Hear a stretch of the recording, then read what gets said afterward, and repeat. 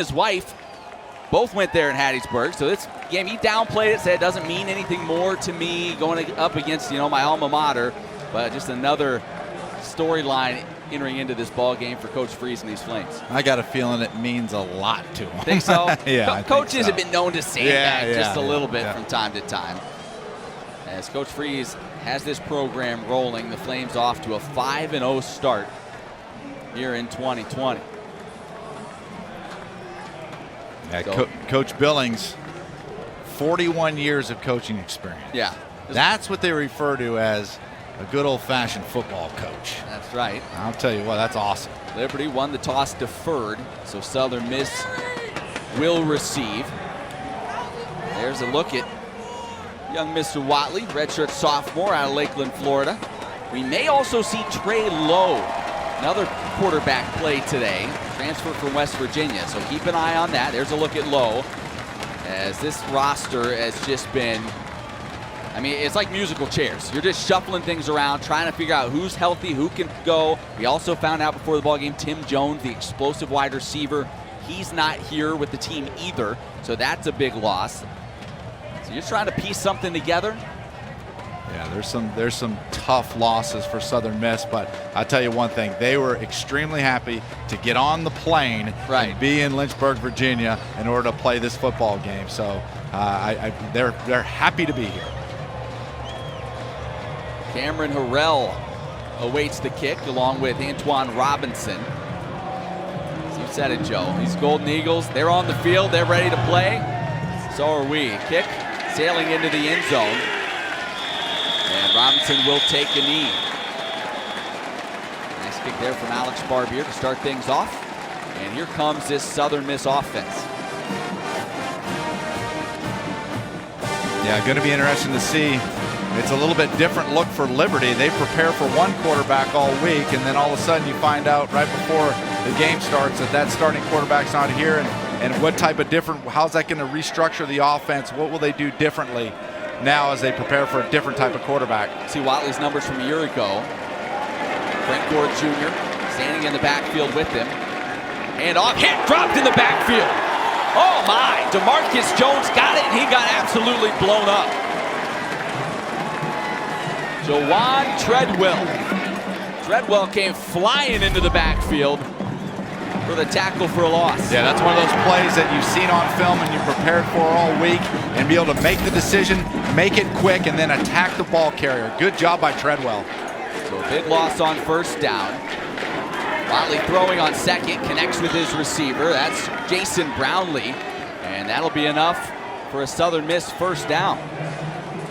Well, Brownlee, with the loss of Tim Jones, he has really stepped into kind of that #1 receiver role, and you saw it right there. Over 300 yards receiving already on the season, back-to-back 100-yard receiving games, and he, along with Frank Gore Jr., probably the most explosive guys on this offense. Yeah. Watley looking to throw again, coming near side. Jump ball, caught again. Did he get in bounds? Yes. Jason Brownlee going up and over the defensive back, Emmanuel Dabney, and still able to get a foot down. Meanwhile, Dabney clutching that right knee.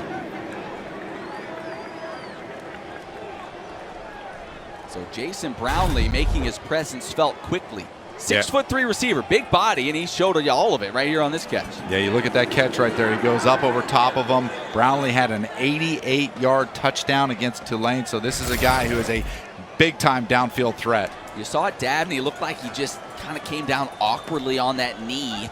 Never like to see that. Dabney having a solid season for the Flames. Actually a kid that originally signed with Southern Miss. Was only there a couple of weeks before going the JUCO route and ending up here at Liberty, but has had a really good season so far for the Flames. He's a big part of Liberty's defense at that cornerback position. Has had, like I said, has had a good season so far. So the training staff continuing to tend to him, and we'll step aside for the moment. No score early in Lynchburg. This is the new iPhone 12 Pro with 5G. And it's on AT&T, the fastest nationwide 5G network. Now new and existing customers can get our best deal. Really? Mom, AT&T has the deal for new and existing customers. I will. So what'd she say? It's the wrong person. It's a guy named Carl, but he's very excited and on his way.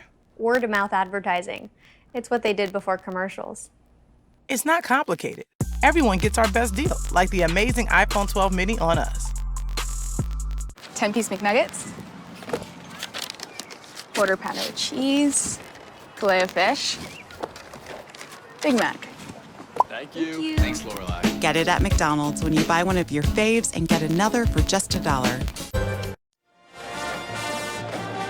Back in Lynchburg, beautiful shot of the sunrise over the top of the mountains there.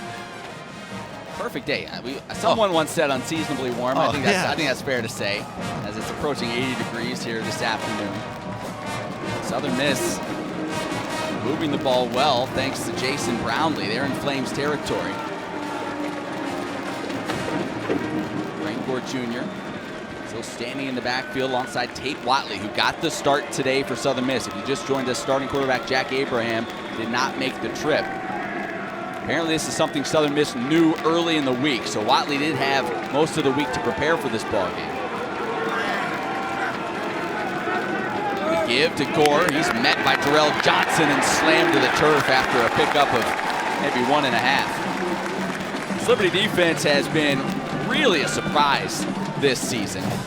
10th in the nation as far as points allowed per ball game, 4th in the nation in terms of yards given up. And we talked coming in, boy, this is kind of maybe a depleted group from last year. They lost some key players, but Scott Simons has done a fantastic job with this defensive bunch for the Flames. Have a really strong front four.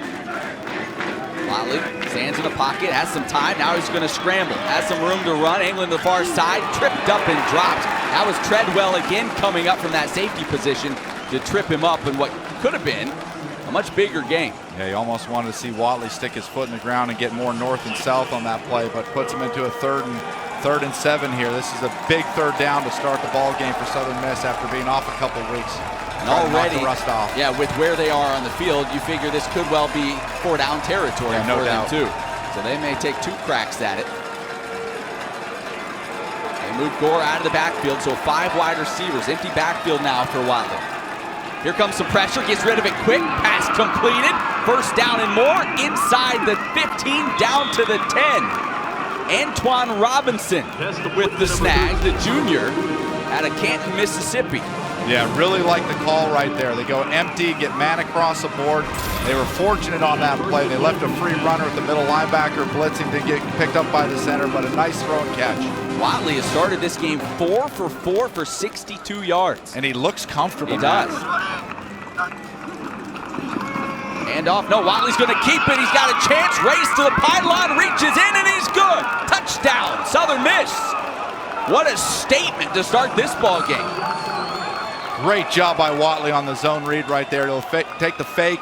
Linebacker gets sucked in and takes it around the edge for a touchdown. Really nice play and really nice read, as you can see right here. Eyes on that defensive end. Defense end collapses down, gets the edge, gets the ball across the pylon. Nice play by Watley. What a start. Watley gives you a little bit more athleticism at the quarterback position, and he gave you a glimpse of it right there. So Southern Miss, all the injuries, all the adversity they faced. Here they are, opening drive. They take it methodically down the field and hang 7 on the board. You folks wearing black and gold in attendance, rooting on this Golden Eagles squad, and they like what they're seeing so far. Yeah, Watley just looks confident. He's on the phone right there. He's rocking the headband thing going, talking to the OC. I mean, he can just tell he's feeling. He's been waiting for his opportunity, and what a great first drive for Southern Miss. You're talking about a team that hasn't played in 2 weeks, and to be able to come off the bus, get the ball, march it down the field like that, that's got to give them a lot of confidence. Well, last season in limited playing time, and he did get to play quite a bit in the bowl game because Jack Abraham got injured, Watley was just 12 of 29, so very inefficient. We did not see that on that drive, certainly. He looks like a different guy. Yeah, the ball that he threw to Brownlee down the sidelines for the long play was beautiful. So now the Flames will get an opportunity to answer. Remember, they fell behind against Syracuse a week ago, and I think it was the second play on the ensuing drive was a 75-yard score for the Flames. So they can hit you quick. They're going to hope for a similar outcome here on this, their first offensive possession of the ballgame.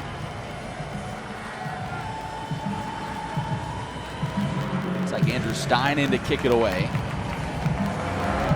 Little pooch. That's going to be nearly dropped. Caught by Peyton Pickett as he takes it up the sideline. The Flames will end up with pretty solid field position. Pickett showing some good hands, able to snag that one. There's Malik Willis, Flames starting quarterback, the Auburn transfer. What a year it's been for him so far. Passing the football, he has been very good. Running it, he has been elite, averaging just under 100 yards rushing per game, the most of any quarterback at the FBS level. This is a fun young man to watch. He's the kind of quarterback that could start in the upper echelon of some Power 5 conferences, and he's here at Liberty University doing an unbelievable job. Shedro Lewis gets the start at running back alongside of him, an explosive player in his own right. They sling it, caught by DJ Stubbs. He's across midfield. Stubbs has really become the go-to receiver, I think, for Malik Willis this year. Yeah, Stubbs gets that slot, and they use the RPO game to complete the slant across the middle. Well executed. Flames now changing the play at the line of scrimmage, going empty backfield, 5 wide. Willis looking near side, completes again to Stubbs. Slams on the brakes. It's a little stiff arm as he gets across the 40, and a little extra shot for good measure. Taking a look at this Liberty offense, it has been an explosive group, especially running the football. 6th in the nation in rush yards per game. They're averaging just under 35 points per contest. And really, it all starts up front with that offensive line. Offensive line is very good, also with a lot of starts under their belt. But this Liberty skill player position, they have more weapons at their disposal than the Pentagon right now. 2nd and 1 for the Flames. Take the handoff. Now Willis steps back, has plenty of time, fires downfield, and it's caught! Touchdown! Kevin Shaw!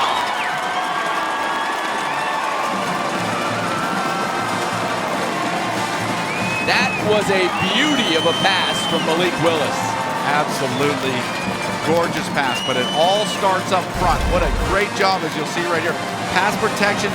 You'll see DJ Stubbs go to the corner route. Get a little switch route, DJ to the corner, Kevin Shaw to the post. Take your pick, throw it high over the top. You need protection to make those plays work, and the Liberty offensive line held up great and gave Malik Willis the time. First touchdown reception of the season for Kevin Shaw. As Alex Barbier comes in for the point after. Up and through, and we said, well, Liberty will need to answer. Didn't take long. Do we have a shootout in Lynchburg this afternoon? So far, it would appear that way. This is the new iPhone 12 Pro with 5G. And it's on AT&T, the fastest nationwide 5G network. Now new and existing customers can get our best deal. Really? Mom, AT&T has the deal for new and existing customers. I will. So what'd she say? It's the wrong person. It's a guy named Carl. But he's very excited and on his way. Word of mouth advertising. It's what they did before commercials. It's not complicated. Everyone gets our best deal, like the amazing iPhone 12 mini on us. Could I get the 10-piece chicken McNuggets? Wait, no, Big Mac. Sorry, no, McNuggets. Sir? Oh, I'm still here. Get it at McDonald's when you buy one of your faves and get another for just $1. This presentation of college football on ESPN is brought to you by Carter Bank & Trust, Foster Fuels, and by Runkin Pratt. Some images from that huge win for the Flames at Syracuse a week ago. First ACC win in Liberty program history, and they enjoyed every minute of it. A celebration lasting well into the night. 7-7 ball game here. Still 11-14 to go in the first quarter. Some action right out of the gate. Both offenses firing on all cylinders early as the Flames set to kick it away. Harrell and Robinson both deep for Southern Miss. Robinson takes a couple yards deep, nearly stumbles, going to bring it out. Across the 20, tripped up and dropped at about the 26-yard line. Well, what a start for the backup quarterback, now starting quarterback, Tate Watley, as he was 4 for 4 on that opening drive for 62 yards, finding Jason Brownlee a couple of times, and then finally deciding, you know what, I'll just do the rest myself, as he scampered in for the touchdown run. And for a guy that certainly had his struggles a year ago, he looks awfully comfortable back there. I was going to say he looked patient and he looked comfortable. He came off one read, threw the nice ball downfield, had the RPO, nice throw, and then a run for a touchdown. Looks good. Frank Gore in the backfield. They're going to give it to him. Has some running room. Spins his way across the 30. Now the pile continuing to move up just shy of the 35-yard line. So best run of the day for Frank Gore Jr. I mentioned he had a big contest against North Texas. Went for 130 yards and a touchdown in that ball game. Not a big kid. 5'8". They list him at $165. But he runs hard just like his old man. Yeah, he runs hard, but most of all what he does really well is he accelerates away from tacklers in the box. You can see he's they say he's very twitchy. He's twitchy. When he gets that tackler getting ready to come to him, he's got a nice little twitch to him, explodes away for them. He's going to be a really good player. 2nd and 2. Go right back to him, and he'll pick up the first down. So you saw in the opening drive, you think, right? You kind of, all right, what are we going to see here? You get a backup quarterback in there. They'll probably start conservative, try to establish the run. Not so fast. They came out firing. It paid off. Now on this second drive, you're seeing them really kind of get to the run game. Yeah, you know what Southern Miss does a really good job of is they will, just as they did on the first play, they'll try to stretch you horizontally, and then they'll hit you back vertically, so you don't know what's coming next. Watley looking downfield, now slings it near side. That catch made by Robinson. He's got some room to run across midfield before he's finally taken down by Aaron Pierre. Well, we're seeing Robinson really step up in the absence of Tim Jones. We mentioned he's out. He's actually, this will be the 3rd straight game he's missed. They're all-everything wide receiver, but Robinson has done a nice job in his absence. Yeah, with everything going on, next man up attitude with Southern Miss, and you're seeing that definitely at the receiver position. So once again, it takes no time at all for Southern Miss to get into Flames territory. They have been in control thus far.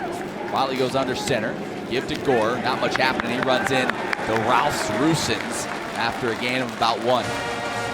Big Ralph Rusens from Latvia, as I like to call him, the Mountain of Mayhem. You do call him that. Really good football player. Came from a long ways away to be here at Liberty. First Latvian to ever play FBS football. He has turned into one of the better, certainly defensive linemen on this Liberty squad. He's a force in the middle of that D-line. So just a 1-yard pickup on first down now. Watley running near side, running out of time, completes it, quickly dropped. As that was Cole Cavallo making the reception. Play didn't last long once he got his hands on it. Yeah, there's a perfect example of how Southern Miss tries to stretch you horizontally one way and then go the other way with it, but Liberty read it well and was able to stop that right away and put him into a 3rd and long. Cavallo actually lost a yard there. Aaron Pierre on the tackle, so it'll be 3rd and 10. Southern Miss just spread this Flames defense out. Now some movement on the line. And they'll blow that dead.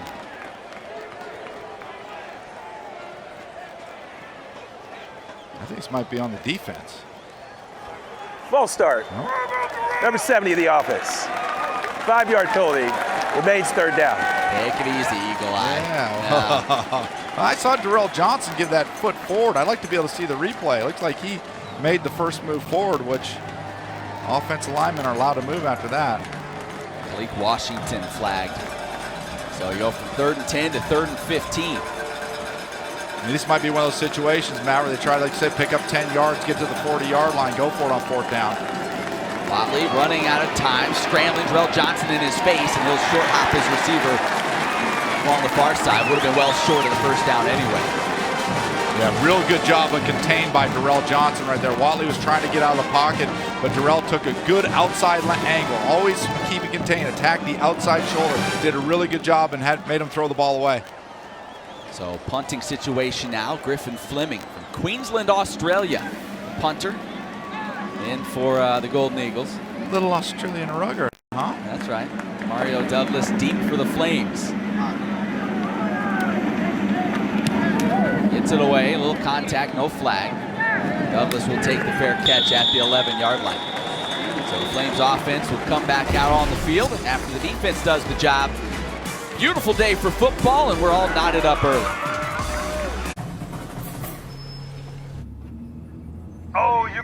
Watch this, Baker. You're gonna blow it, Baker. He can only perform when he's under pressure. Yep. 10-piece McNuggets. Quarter pounder of cheese. Filet of fish. Big Mac. Thank you. Thanks, Lorelai. Get it at McDonald's when you buy one of your faves and get another for just $1. 7-all ball game midway through the first quarter. This Liberty rushing attack, we talked so much about that. The success they've had running the football this year. The numbers certainly bear that out. 6th in the nation in rush yards per game. And you kind of throw out a couple of those teams ahead of them, the triple option teams. What are you gonna, I mean, that's not fair. You don't put them in the same category. Take them out. But we talk about that, and then here we go. Flames' first drive a moment ago is 3 passes. They didn't run the ball once. Just bang, bang, bang down the field, and they score. Which just goes to show you how dangerous Malik Willis is, and this Hugh Freeze offense in general. They can beat you a variety of ways if they need to. The beauty of Malik Willis is not only his ability to run the ball, is how accurate a passer he is. And you saw that on the first drive. Shedro Lewis remains in the game at running back. They give it to him running near side. No hesitation, gets across the 10, lunges forward to about the 15. Yeah, good to see Shedro Lewis getting the start today. He had such a huge game, rushing for over 170 yards against Syracuse. And a young man that I like to call Mighty Mouse. He's just a little guy, but boy, he can really hit it up in there. He is explosive. And Josh Mack, who had been the Flames starting running back, missed the game against Syracuse. He was questionable entering the day today. So we'll see if he gets any playing time as we continue. Flames give it to Shedro again. Stumbled momentarily. Get a couple, and it'll bring up a big 3rd down. Oh, you look at that play right there. Malik Willis did a really good job on the zone read, and Shedro, like you said, he stumbled a little bit because there was a nice hole available to him, but he just wasn't able to hit it due to that stumble. Not quite a Daniel Jones. Not quite Daniel Jones the other night, but a little stumble nonetheless. A little stumble.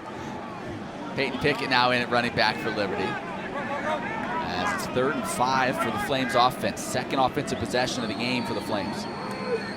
Southern Miss showing pressure. Now they drop out, rush just 3. Willis climbing in the pocket, looking downfield, and threw it at the feet of his receiver, but a late flag comes in. So a flag in that defensive backfield.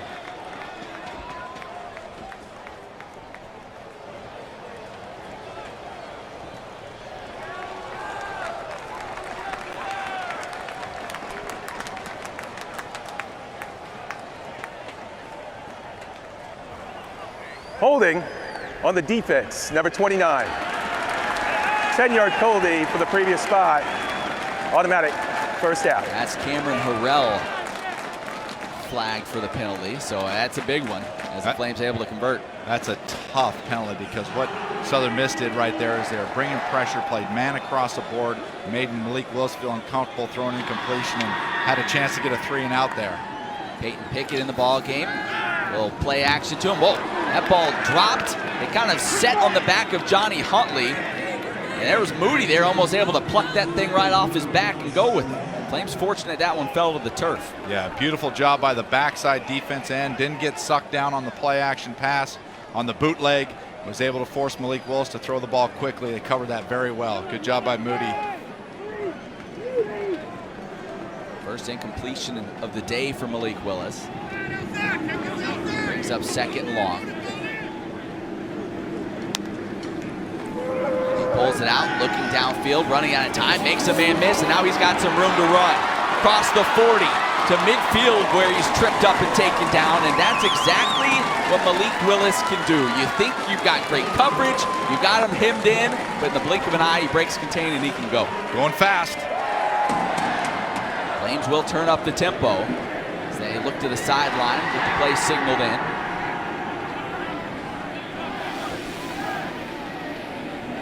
Ball resting right at midfield. Give it to Pickett coming near side. He lowers his shoulder and picks up about 5. Take a look at that Malik Willis run just a moment ago. Yeah, here's what is impressive what Liberty does. Is they run a shallow cross, but then they send all the other guys vertical, which takes them downfield. Nothing was there, and Malik Willis is able to tuck the ball, use his legs to run, be able to stretch the secondary by sending people vertical, and then once he has that escapability into the hole, he's got a lot of grass to look at. Southern Miss player down on the turf, and that looks like that's Swayze Bozeman. That would be a big loss for them. He didn't play against North Texas. healthy enough to go this week. He's a good football player. He is. 27 tackles on the year. Senior out of Flora, Mississippi. Good football player. Great young man. He's actually on the Warfel Trophy preseason watch list, which goes to the best athlete as far as community service and play on the field. And I think good to see him walk off under his own power. I think he's going to be okay. I think Schultze just put a double cheeker on him right there. He sat right on his back. That hurts you when a guy that size sits on your back. No, I think he's going to be okay. You can tell. Understand that. Shake it off. It's a lot of man sitting on you. That's right. So hopefully he's able to come back into this ball game. Joshua Mack entering the game now for the Flames. So first time we've had a chance to see him there at running back. Good to see J Mack back in the lineup after being held out of the Syracuse game. Look at this formation now from Liberty. Yeah, tight formation. Expect them to either run inside run or play action pass. Give it to Mack. Picking his way through the defense. Gets up around the 40. Slammed down out of bounds. Flames bench screaming for a flag. And they won't get it. This day and age, if it's even borderline, you just assume a flag's going to come flying. Not getting the call, though. I like it. A little old school football. Let him play a little bit here. Let's see what it looks like. Takes him there, out. Nah, he can't see that. Let it go. Kyle Hemby putting the finishing move on him. Flames did get just enough for a first down. Kyle Hemby, an outstanding football player, has had a plethora of interceptions throughout his career, along with a lot of tackles also. He can do it either way, through the air or coming up and making some big plays tackling. So you've come a long way. You never would have tried plethora a couple of years ago. Gorgeous That was it's a gorgeous. I'm proud of you. Thank you. That means a lot to me, partner. I just want to let you know that. Willis going to keep it. One man to try to make miss. He does. A flag, though, comes flying in as Willis comes working his way down the sideline. Still picking his way through the defense. He takes it all the way in, but will it stand? That was video game stuff right there. That was Bo Jackson Tecmo Bowl kind of stuff there. But will it hold up? It's in that area of holding. Yeah. And the band's playing and everything. The band should have held off.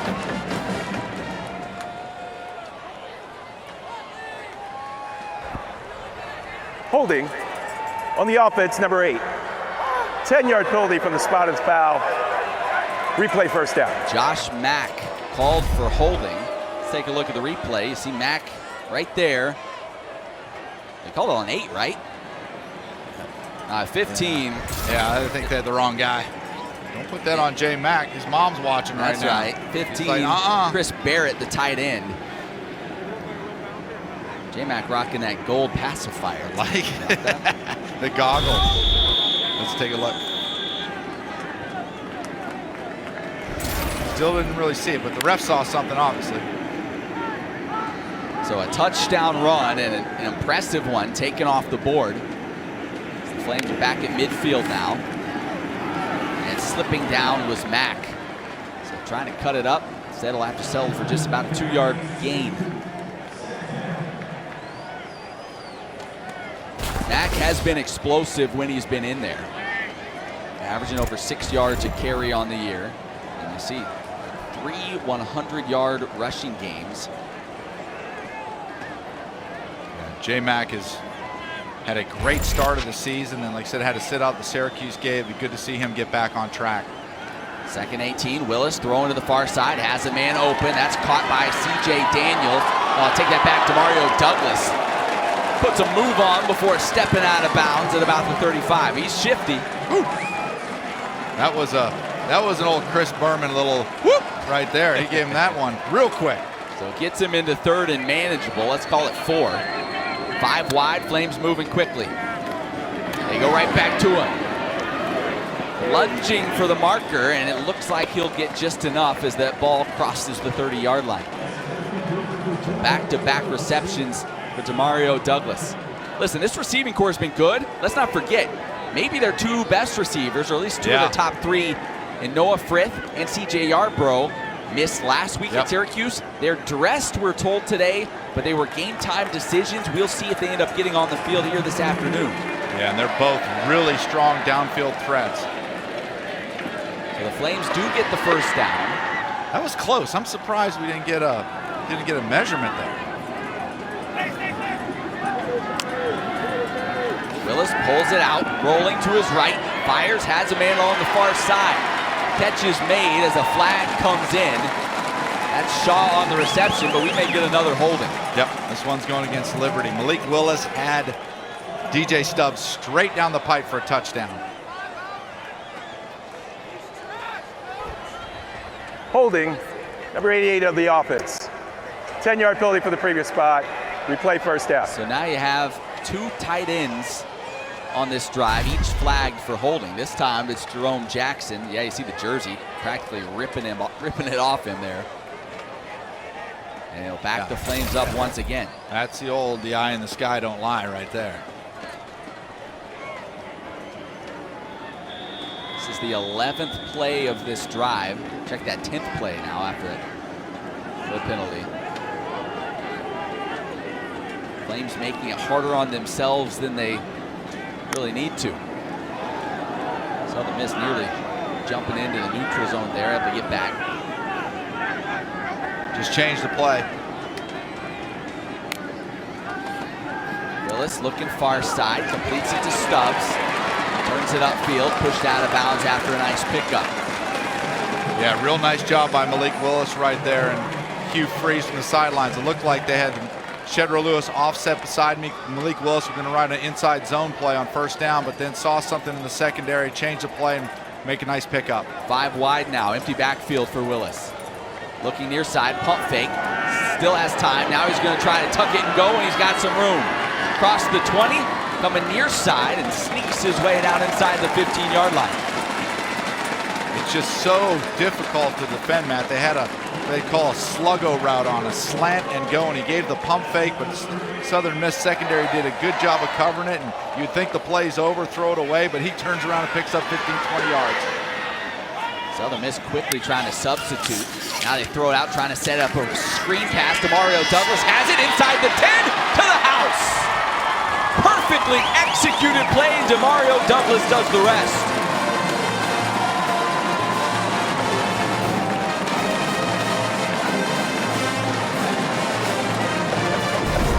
Well done by Demario Douglas. This is what they're talking about, being able to tackle guys in space in the modern offense. When you have athletes like that, you just give them the ball in space, they're going to find a crease, and they're going to find a way to get in the end zone. So outstanding job by Demario Douglas. Alex Barbier in for the point after. Up and good. So a couple of holding penalties set the Flames back. They find a way to overcome it and still find pay dirt. Yeah, they're making it look easy, almost too easy. Malik Willis 7 of 8 now for 107 yards and 2 scores. Yeah, defensively, when you get a holding penalty and you have a team back up into a 1st and 20, those are the times when you're thinking, okay, now we have 3 downs to get that stop and get off the field. They have 2 of them and weren't able to do it. Talk about this receiving core for the Flames. We already mentioned what they don't have. But these guys are getting it done, not just catching the ball, but check out the blocking here to set this thing up. Yeah, you have a 3-on-3 block, and that's the unblocked guy right there that Demario Douglas needs to be able to make miss, and then a good job on the outside, be able to seal off the edge and get in the corner. Very well executed by Liberty. What they say is you got 3 guys, 3-on-3, the 4th guy is going to show, and then that's your guy to beat, and that's exactly what he did. I'll tell you, C.J. Daniels, number 4, you see there, true freshman, hasn't made a lot of catches. He has gotten a ton of playing time this year, and a lot of the reason I think is because of the way he's been able to block downfield, and you saw it on that play. What's his nickname again? Sticky. Sticky. It's for his catching ability, but you might as well Sticky. call it the way He's he's able to blocking. lock into guys blocking as well. So the Flames going to kick it away. Burrell and Robinson back deep once again. Barbier, low line drive. That's probably the best kickoff we have seen from him all season long. That's the best kickoff in Barbier's life that we just saw right there. Beautiful. He hasn't done that all season. Well, at the outset, we talked about Southern Miss interim head coach Scotty Walton not being here with the team. He was down with COVID this past week, so he is at home. We talked to him actually this week. He said, yeah, I'm going to be quarantined in my man cave. I'm going to be watching. We suggested he tweet at us if he has any suggestions for the broadcast. He said, yeah, volume's down. We'll probably just mute it. Probably just mute it. And after that touchdown, I'm sure he's really not listening. What a good strike. Really sticking it in there to DeMarcus Jones. Tate Watley continues to look impressive here early on. Watley does a really good job of getting the ball out of his hands. You know, that right there is that RPO game. He watches that inside backer work his way up. Even one step, he pulls it out, and you got to get rid of it quick because you're throwing it into some tight windows. Watley's doing a really nice job with his reads and his throws. 7 of 8 so far today for Watley. Give now to Frank Gore. He's quickly wrapped up and dropped. That was Elijah James making the tackle. So there's a look, and we talked about him a little bit. Tim Billings, who takes over as the acting interim head coach, and he's faced Liberty a couple of times. 99 when he was on the Marshall staff, and then Wake Forest staff as well. He's undefeated against the Flames. And Joe, you were in one of those games, weren't you? I coached in one of those games. I was on the bad side of it, that 63-3 loss, Yikes. and they had a young man by the name of Chad Pennington at quarterback. He turned out to be pretty good. Watley looking to run with it, picking his way through the defense, and he'll be about 3 yards shy of what he needed for the first down. This is a big third down right now for Southern Miss. They haven't shown the ability to be able to get any stops on defense, so this is a big one to be able to convert this. They're going to have some time to think it over, and that is the end of the first quarter. Flames leading by 7 as they look to keep their unbeaten mark. Oh, you're gonna botch this, Baker. You're gonna blow it, Baker. He can only perform when he's under pressure. Yep. Could I get the 10-piece chicken McNuggets? Wait, no, Big Mac. Sorry, no, McNuggets. Sir? I'm still here. Get it at McDonald's when you buy one of your faves and get another for just $1. Welcome back to Lynchburg. Liberty leads Southern Miss 14-7. An update on cornerback Emmanuel Dabney of Liberty, who went down early in the game with a knee injury. He spent quite a bit of time in the medical tent, got some ice. LU trainers put a knee brace on that right knee, and he spent some time on the bike, then went back in the medical tent, came out without the brace, has been on and off the bike, doing some high knees over on these sidelines. Guys, this guy has been battling quite a few injuries ever since he's been to Liberty. I know he's pretty tough, but not sure if we're going to see him again today. Yeah, appreciate the update, Emily. An important third down. I know it's the start of the second quarter, but you feel like an important third down coming for Southern Miss. Yeah, Southern Miss is going to have to convert a lot of third downs. Hit, ball jarred loose. Jimmy Falks, who came in part due to that Dabney injury, delivering the hit there and jarring the ball out of the hands of Grayson Gunter. Jimmy Falks lowered the hammer right there. Tough putting the receiver in a position where right as he turns upfield, he has a defender jarring the ball loose. But great job by Jimmy being able to attack the football, have a good clean hit, not a targeting hit, a good clean hit, and be able to knock that out to get the third down stop. Griffin Fleming in to punt it away. Demario Douglas with his feet on the 15-yard line awaits it. Well, that one. Flames nearly got a piece of it. Douglas waving for the fair catch, and he'll take it at about the 16-yard line. And that's where the Flames offense will take over. An offense that has not been slowed down other than by the penalties that they committed. Right. Southern Miss really needs a stop. They got to be able to get a 3-and-out or maybe a couple first downs, but make Liberty hunt the football. They got to prove to their offense as a team that they can get a stop and give them a chance to get back in this ball game. Malik Willis is thrown for 107. He's rushed for 39. As it seems like he's able to get anything he wants so far today.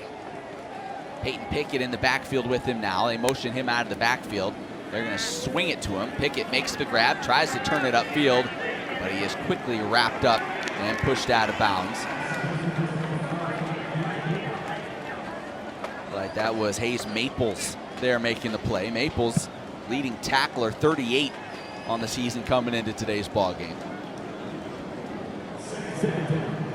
Once again, Liberty trying that horizontal stretch, throwing the ball out wide, getting in space, but Southern Miss does a good job coming up, force them out of bounds. They missed the block on the outside, but good job by the defense. One stop. Willis rolling near side, looking downfield, now connects, cutting it up to Demario Douglas. Oh, he's got green grass in front of him, stumbled a bit, and then taken down by Eric Scott Jr. That looked like, maybe a short little pickup here to looking like it might go the distance. You know, Southern Miss had this play well covered. They're in cover 2, had the play well covered, but once again, Malik Willis, if he's able to get outside the pocket, he's such a threat running the ball. Now he just dinks it up underneath and gives it to his best athletes and lets them run. We might be seeing a breakout performance from Demario Douglas. 4 catches, 62 yards, and a score so far today. This is the position in the field where you get these tight bunch formations. You get a play action pass where they try to take a deep shot.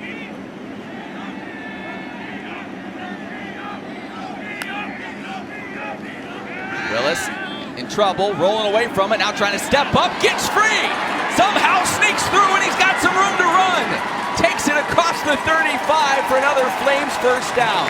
You all but have him surrounded, and he finds a way to just slip through. Yeah, they were trying to run a deep corner route to DJ Stubbs, but they had pressure on Willis. Just when you think you have him sacked, he leaves 2 guys laying on the ground and picks up 15 yards. It's just, how do you defend that?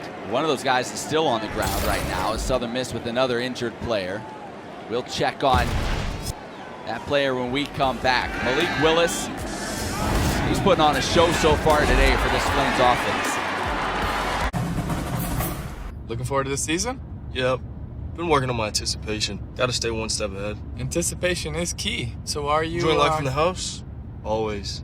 Yeah, my family's doing good. Thanks for asking. You should probably get that. It's your mom. Hello? Hi. Hey, Mrs. Tebow. Chicken and waffle sounds great. Nice talking to you too, Mrs. T. Yes.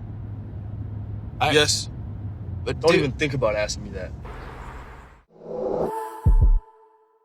Could I get the 10-piece chicken McNuggets? Wait, no, Big Mac. Sorry, no, McNuggets. Sir?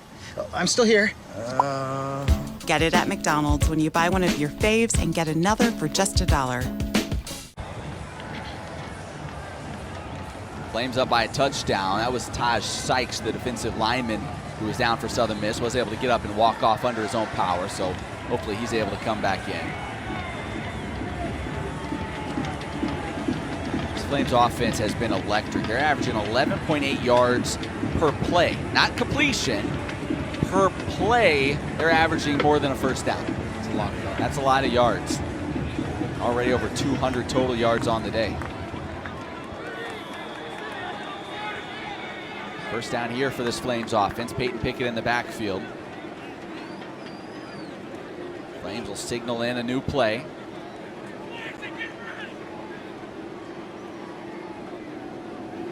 Comes a blitz. Willis throwing near side. Underthrew it, and they're going to wave it off, saying, oh, he short hopped his intended receiver, DJ Stubbs. See, I like that. I like the adjustment there that Southern Miss has made, and that is try to slant your front a little bit, try to bring that 4th and 5th man pressure, run a little bit of twist game inside to be able to confuse the Liberty offensive line, and that may give them a better opportunity at getting Willis than the traditional just rushing upfield and trying to stay into your rush lane. So nice little change up by defensive coordinator.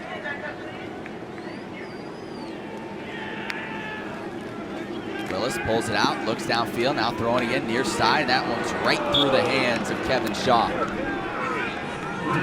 So 3rd long. This is a situation the Flames have not found themselves in much at all today. In fact, they've had just 1 3rd down opportunity so far in this ball game, and they converted on that one. Yeah, and you hate to say it, but with 12 minutes to go in the 2nd quarter, you have 3rd and 10, balls on the 33-yard line. These stops for Southern Miss are become so important to be able to get off the field or try to force potentially a long field goal right here. They have struggled on 3rd downs as this defense so far this year. Had some confusion getting substitutions in, had to take a timeout. Timeout. Southern Miss, they're first. Timeout on the field. We'll take one as well. 3rd down coming. We return to Lynchburg. Looking forward to this season? Yep.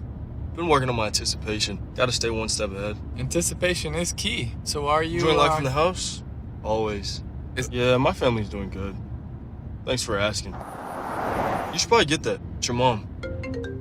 Hello? Hey, Mrs. Tebow. Chicken and waffle sounds great. Nice talking to you too, Mrs. T. Yes. Yes. But Don't even think about asking me that. You want anything? No, I'm good, babe. Can I get a quarter pounder with cheese? Make that too. Thank you. Hey, but I thought you said But you got two. Get it at McDonald's when you buy one of your faves and get another for just $1. 3rd and 10 coming for the Flames. CJ Yarbrough is on the field for Liberty. Explosive wide receiver who's been injured off and on throughout the year. Getting our first look at him on this drive. He's at the bottom of your screen. What does Southern Miss do to try to get this Flames offense off the field? You see it moving around. Everybody standing up on that D-line, trying to create confusion. They'll give the ball to Shedro Lewis. Takes a hit, keeps on ticking, and he's close to that first down. Yeah, Liberty had a pass play call, but they saw the defensive line standing up and trying to give them some movement, so they checked into a run play, and Shedro Lewis came close to picking up the first down. He's about 2 yards shy, and it looks like they're leaving the offense on the field. Big 4th down for Southern Miss defense to get off the field right here. Flames are 8 of 10 on 4th down opportunities this season.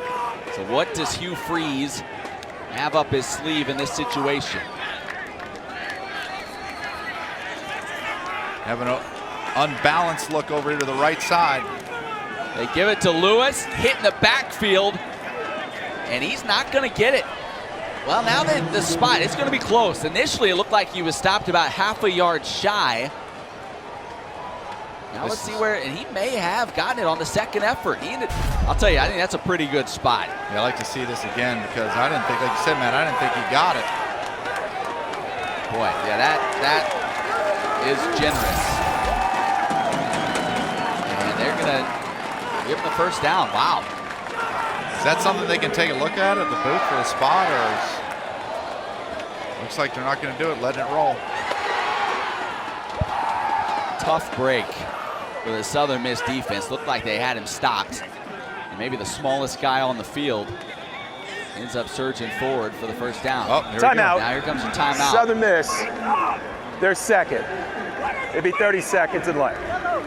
We'll take a break as well.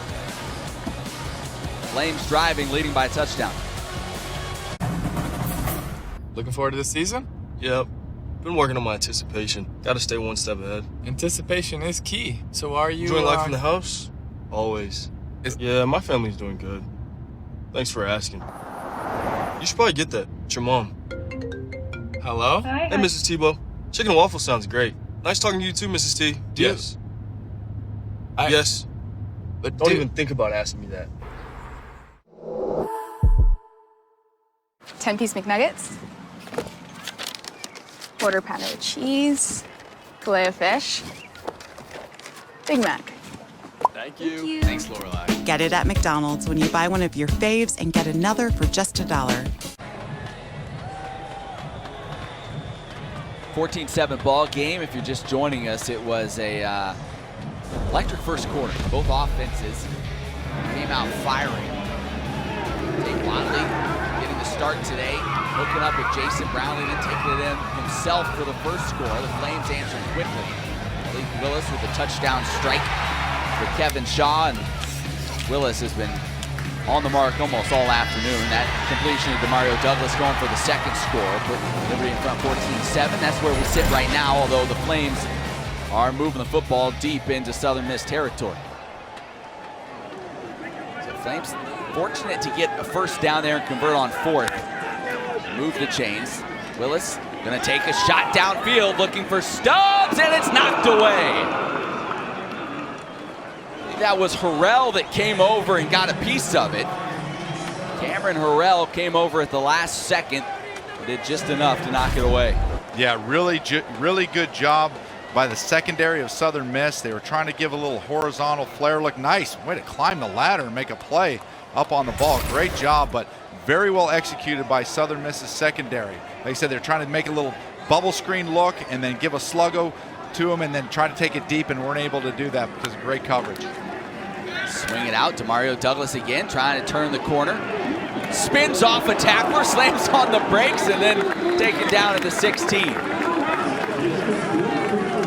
tough to bring down. Well, he did about 4 different things on that catch that would pull a hamstring on most any human. Yeah. A couple ACLs too for me. There, nice little shake, a little bake, a little spin, and then get on down. Yeah, you need more than one guy there if you're going to get him to the ground. That's just fun. That young man's having a fun time playing football. 3rd and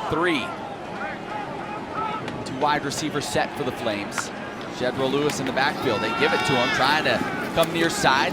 Takes another big hit as he's picking his way through that defense. And he's going to be short. Brings up another 4th down opportunity. Yeah, that was a really nice tackle by Hemby, the way he came up there and tried to finish that tackle. Didn't allow Shedro Lewis to fall forward to gain any more yardage. He does a really good job tackling the football. So puts him in this 4th down position. This, once again, they're going for it. Yeah. Big down. Converted already once on this drive. No hesitation really from Hugh Freeze. He was saying, keeping that offense on the field.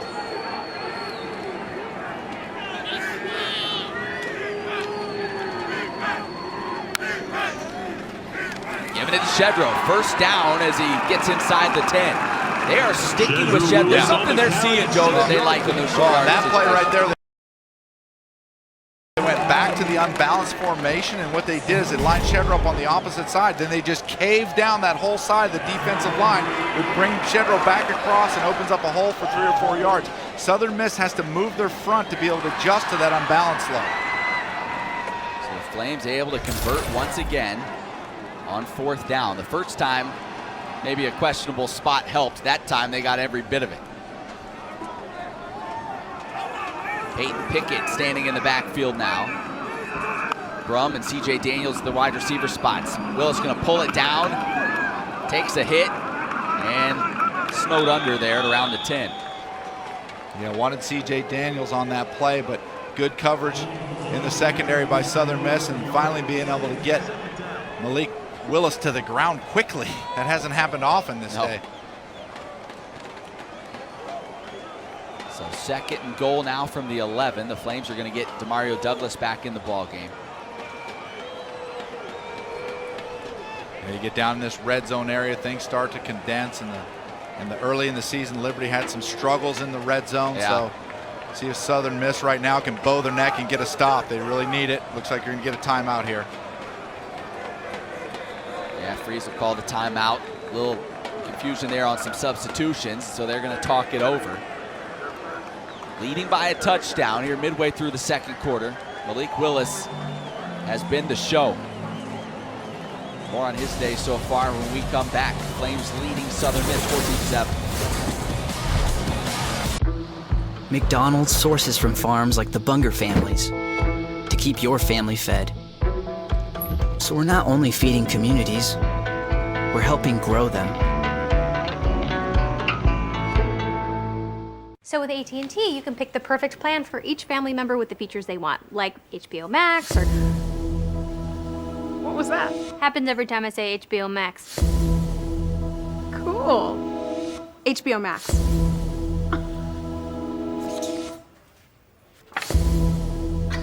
It can read? It's not complicated. Now you can save more with AT&T wireless plans and get things your way with features like HBO Max included. Strong day for Malik Willis here today. 202 total yards. Last week, he was solid in the win over Syracuse. He had 267 total yards, but really, I mean, the running backs kind of carried the load. He did enough. He was efficient through the air, ran the ball well himself. It wasn't what you call a spectacular performance, but it's a kind of like business-like performance you hope a quarterback can have going into a tough road environment.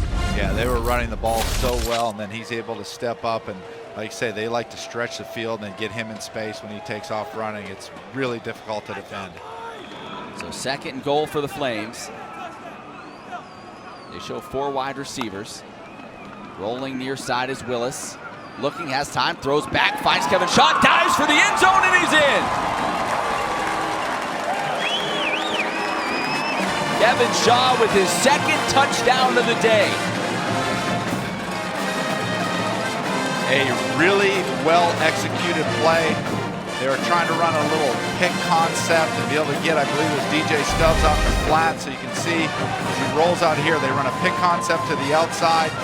Nothing's there, and then they end up, Southern Miss ends up leaving the pick man alone, Kevin Shaw, and Malik Willis comes off the first read, throws back against the grain to Shaw for a touchdown. Very well executed by Liberty. Pick your poison right now. I mean, Malik Willis running it, throwing it. He's got it all working as the Flames tack on the extra point.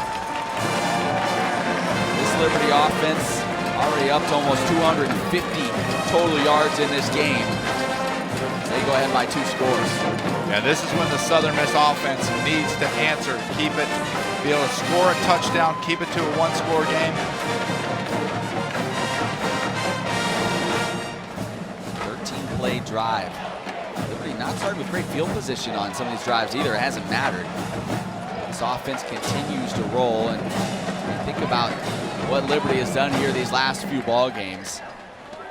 It has been pure dominance, not just scoring the ball, which they've done, but then you got the defense on the other side. And look at these scores. Last 3 ball games, 104-35. That's not just one side of the ball taking care of business. This is right. A complete team Hugh Freeze has on his hands. And what Liberty's doing a good job and where it takes its toll later in the ball game is you saw that as a 13-play drive. They've had 11-play drives, 13-play drives. After a while, you stack up all those plays, it takes its toll. While your defense is resting, their defense is on the field for a lot of plays. Not to mention, it is a warm day today, almost 80 degrees here in Lynchburg. Unseasonably warm. Unseasonably, some have said. Antoine Robinson takes the kick. Boy, runs into a Tyron Dupree, bounced off him, and is able to get out across the 25-yard line. So the Southern Miss offense, and listen, you know, they've scored the 1 touchdown. Southern Miss offense has looked pretty decent Very today. good. Unfortunately, they haven't been able to get a stop on the other side. So don't put this on what Tate Watley's been able to do here today.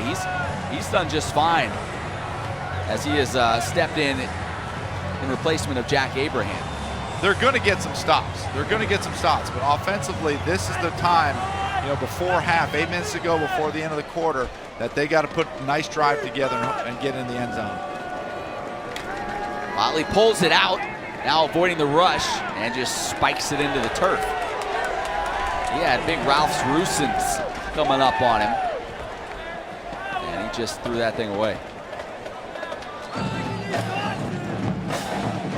Latvian legend, as some have called him. Learned a lot about him a couple of weeks ago with more on Ralph's. His best friend, I'm told, Emily Austin. Emily? Guys, Ralph Rusens told me that he's a big-time trash talker, but he talks trash in 4 different languages: Latvian, Russian, English, and a little German. So maybe that's one of the reasons they're a little scared of him. Yeah, I have never really been around him, and I'm scared of him. He's a big dude. Coming near side off the toss, and picking up just shy of first down yardage is Brandon Hayes, the freshman out of Hattiesburg, hometown kid. And I saw that little special where he talked all that trash. So. Yeah. Balushka ala kabushka to you, Matt. You don't even know what that means. I don't. Yeah, I just called you a chump in like Latvian. I'll take your word for it. 3rd and 1. Big Ralphs may have a chance to make a play here. Short yardage situation. Frank Gore Jr. in the backfield. Yeah, this is where they got to go right at him for 1 yard, trying to draw him off. Trying to draw him off. Got under center. I look to the sideline. Quarterback sneak. He stood up. It's close. The official from the far side running in. It looks like they may have him spotted about half a yard short. See where they end up settling with this thing as another Southern Miss player down on the turf. That is big Coker Wright. That is close. Yeah, I don't think he got there.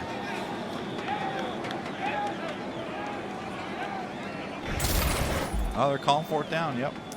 Coker Wright, sophomore out of Brookhaven, Mississippi. The right guard down on the turf as they have to be looking at that left leg. Tim Billings says, man, we've had too many guys helped off the field so far today. He doesn't want to put a lot of weight on that leg right now. get those big pile-ups and amongst all his offensive line, and there's a lot of twisting and turning going on there. Hopefully he can walk that thing off, but walking off mighty gingerly right now. Going for it right here. Got to go for it. Fourth down. Yeah, you're on a dangerous part of the field, but you feel like this stage of the game, the way Liberty's offense has moved the football, it's one of those where you, as a coach, you kind of say, if we can't get half a yard when we need to, we don't deserve it. Yeah, this isn't a field position football game. This is when you have your opportunities, you got to be able to take advantage of them. The 1,000 folks here at Williams Stadium come to their feet. Watley under center again. Hand off to Perkins, who just checked in, and he's hit, dropped, he didn't get it. Javon Scruggs, one of the first to get there. And on his first carry of the day, Perkins gets stonewalled. Yeah, Perkins a really good short yardage back with Javon Scruggs. Oh, nice collapse by linebacker Butler right there. Was able to slow play it and come around the edge, square his shoulders up and make a good form tackle. Good patience by Butler on a fourth down situation. Very well done. Now the Flames already up a couple of scores, starting this drive in Southern Miss territory. Is this one of those momentum times where you just take a quick shot and try to no doubt. This is the perfect spot of the field to be able to do that. Hit for a deep post down the middle or take a shot on the outside. Peyton Pickett in at running back. There's the pump fake, now coming near side. CJ Daniels makes the grab, coming back towards his quarterback. Yeah, Malik wanted to take a shot deep to the outside, but didn't take the pump fake and came back and on his second and third read and does a really good job dropping off just to pick up a quick 8 yards.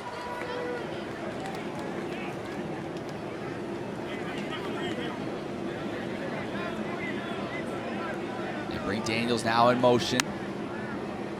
They're taking their time as Flames continue to signal in the play from the sideline. Yeah, you get that 3-man front and 3-4 defense, 3-man front by Southern Miss right here. You got a feeling they're going to run right at him. Pulls it out, hits Daniels coming across the field, cuts it up, lowers the shoulder, dragging a man inside the 20. So the true freshman with back-to-back receptions, they're getting him involved on this drive. Yeah, well executed play by Liberty. Like I say, give him the read that you're going to bring the ball straight up the middle on the run game, slip Daniels out across the formation in the flat. Everybody collapses down. It's a little pitch and catch. Daniels has first career receptions last week against Syracuse. Now with a couple here today.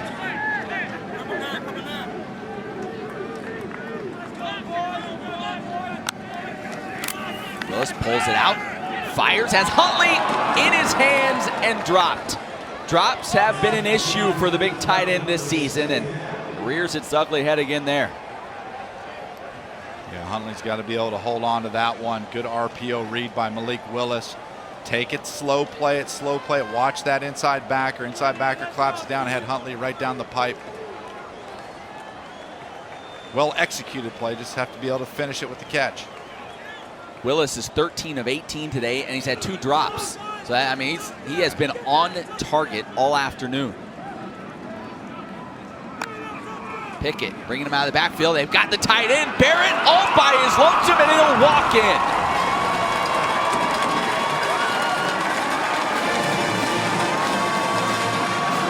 Hugh Freeze has it all dialed in today. He's dialed up, and what Hugh Freeze is doing, Matt, is he is setting up plays to move down the list to the next plays. They've run the horizontal bubble screen a few times, so now what are you doing? You have to be able to attack it defensively.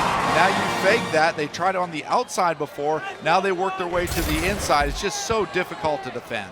4 touchdown tosses for Malik Willis. And here we are, still 5.5 minutes to go in the second quarter. Might be looking at a career day for the Flames quarterback. He's special, very special. Flames continue to spread the ball around. 6 receivers with catches today. 3 different receivers have scored touchdowns. Let's go back to this play. Show us again. Take a look. Try to fake it to the outside. Inside backer has to come up and honor the bubble screen, which leaves him the middle wide open, throw a dart right down the pipe. It's just so difficult to defend, especially when you can throw the ball horizontally and pick up a lot of yardage. So then the defense has to say, we got to get there quicker. Well, now they press to get there quicker, and then that sets up the next thing for the downfield throw. That's why it's so important defensively that the secondary has to be able to tackle well in space. When you can tackle well in space, that gives you the opportunity to shut those type of plays down. Flames to boot it away. 281 yards of total offense for Liberty today. Barbier drives it with the right foot. Taken out. Robinson has some room to run, and he may go the distance. Flag down behind the play, so it may all be for nothing as Robinson takes it to the house. Exactly what Southern Miss needed, and this is going to end up coming back. Everything going wrong for them right now. During the return, illegal block in the back. Number 13 of the return team. Well, I don't think it could have been 13 because he was running it in for the score. That is a heartbreaker. May have been 16, maybe. Not sure. He called it on 13. He was walking into the end zone, so it definitely wasn't him. Either way, that is just a kick to the gut for the Golden Eagles, who now I think you just take one to the house, and instead you start with the ball on your own 7-yard line. Yeah, that's unbelievable. I'd like to be able to see where that was, because if that was on 34 right there, I do not like that call. Nothing against the referees, but he had one hand in front, one to the side. It's just a call where the guy's got the alley, he's gone. And to make that call, if that was the call on number 34, it just, to me, it's just a call that you don't make. Yeah, I don't know that was it was. They're calling this right here. So far downfield, right? He's got his one hand into the front of his shoulder pad and barely placed the hand on his back. I just, if you're making that call, that's, to me, I just don't like that call at all. So another tough break for Southern Miss. Watley going to roll out, finds his tight end who finds Javon Scruggs. Able to bounce off it. That's Cole Cavallo. Did well just to stay on his feet for a moment before he is wrapped up and taken down by a host of Flames. Yeah, when you watch Southern Miss on film, they really do like the play-action bootleg plays. You can tell that Liberty's been repping those all week and has prepared well as they try to run a couple today that have been shut down right away. Really like to see Watley take some more shots downfield. I was just about to say, made that catch early in the game. Brownlee, yeah, he got man-to-man coverage down here, so they have the chance at it. They're going to run with the quarterback, far side, trying to turn the corner, bumped out of bounds by Tyron Dupree. Boy, big collision over there on the far side. Somebody on the Southern Miss staff got the wrong end of it. I'll tell you what. It's a dangerous game. It's a dangerous game, but he's a little bit older, and to see him pop up like that, I mean, there was no time spent down on the field. There you go. There's the shot right there. A nice one under the chin. Ooh. Hard. Ooh, boy, the head is what you worry about. The head went back, but he was able to keep the mask up, so that was impressive. That's true. That was the most impressive part of the play.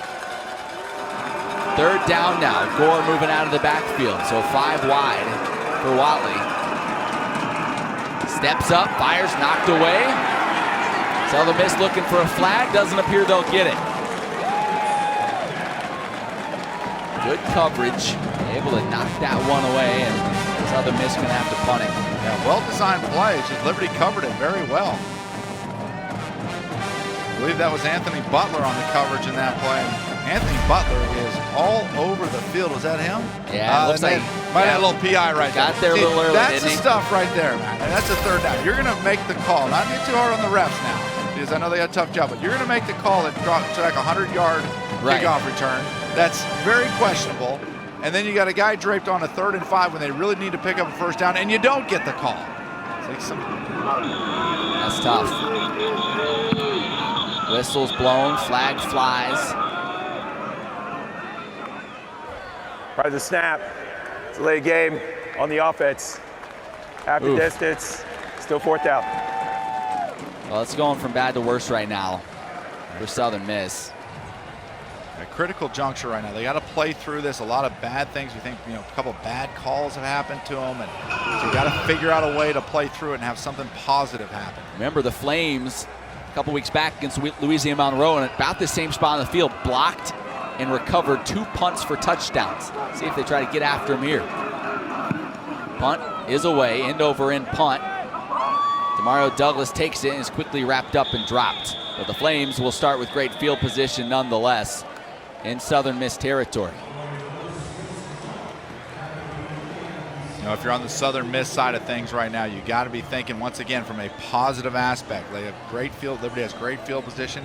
They can get a stop here, get the ball back, be able to put a drive together and try to get a score before halftime in the 2-minute offense. They have an opportunity to get back in the football game. If they're not able to do that now, this is when it could slip away right before halftime. Not to mention, the Flames get the ball first to start the second half. So, yeah, this could go from bad to worse in a hurry. Malik Willis. Southern Miss defense hasn't had an answer for him yet today. Pulls it out, throws it near side, caught. CJ Yarbrough makes the first man miss, now lowers the shoulder across the 30-yard line. So first reception of the day for big number 13. Yeah, you can really see what Liberty's trying to do with the short passing game, and then once again go back to Southern Miss's secondary, being able to tackle in space. They're saying, hey, you can't tackle us in space, we're going to throw the ball 5 yards and pick up another 15. On the Yaks. Yards after catch. Yeah, I know what you meant. Okay, just I know, double yeah, check. I know what you meant. So another first down throw. Willis up over 200 yards passing on the day.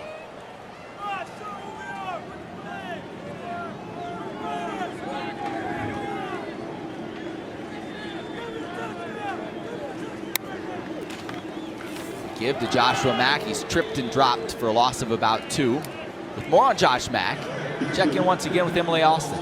Yeah, guys, Josh Mack has been fighting an elbow infection from a cut on his left elbow. So Coach Freeze told us before the game, as long as he can hold the football, there's still a lot of swelling in that elbow, but looks like things have healed up quite nice for him to be in the game today. Might be a lot of sweating, too. It is a warm day, unseasonably. Yeah. As he lost a couple on that last carry. But you just want to get him healthy. The Flames have an off week next week. At this stage of the game, the way it seems to be going as well, you wonder if Hugh Freeze's mind will start to shift towards, let's just get out of here healthy. You get another extra week off before you go to Virginia Tech. So a lot still to come for the Flames. Shedro Lewis has some room to run. Across the 20. Sheds another tackle as he dives his way inside the 10. He is a little guy, but you saw twice there him shake off tackles up around his shoulders. Yeah, he is fast, and when he sees a hole, that he gets right through it. So best run of the day for Shedro, as that was a 25-yard scamper. Flames knocking on the door again. They're fine slowing things down right now. They don't want to leave too much time on the clock for Southern Miss to try to get a quick score before the half. So they are being very methodical. Yeah, their feeling is if they can get one here, they can put this game away before halftime. Willis going to give it to Shedro, runs into a pile, and he won't go anywhere. And Shedro Lewis has really stepped up his game over the past few weeks, and as Emily noted, the elbow infection that Joshua Mack had was able to get him into the Syracuse game a lot more, and so his reps are just increasing. And when you look at Liberty's running back stable, between Joshua Mack, Peyton Pickett, Shedro Lewis, they can hit you in all different directions. Yeah, we've talked a lot today about the depth at wide receiver, which we've seen on display here, but running back, the exact same thing. This offense, they're dangerous, and they can beat you so many different ways. Shedro remains in the backfield with Malik Willis. Malik gives it to him. Shedro breaks free of the first tackle attempt. Almost broke free again. Well, that dude is slippery. He had 3 and 4 guys and weighs about 165 pounds. You look at him last week versus Syracuse. He hit that hole right there, and he looked like, that young man looked like he's running through hell with gasoline britches on. I'll tell you right now, he can roll. And he did it again later in the ball game. Lengthy touchdown runs for Shedro Lewis. He went for $170. And the Flames look like they may just run this down, call a timeout.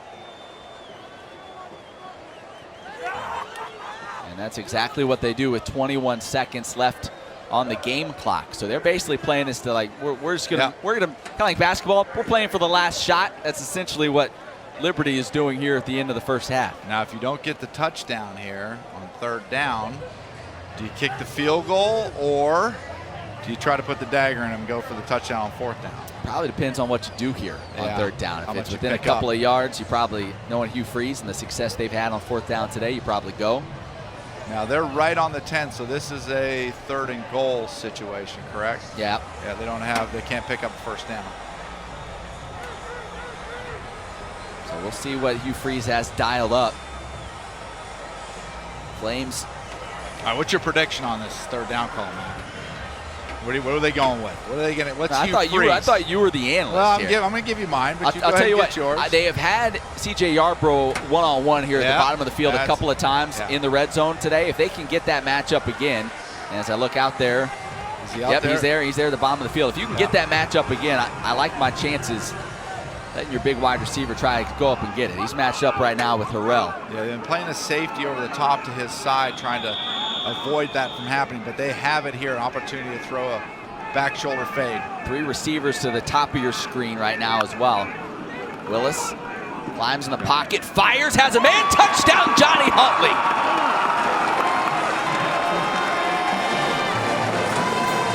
Five touchdown passes for Malik Willis. He is at another level. Woo. And when you said Hugh Freeze, what's he going to dial up? He dialed up a beautiful play. Getting that tight bunch formation, good pass protection up front.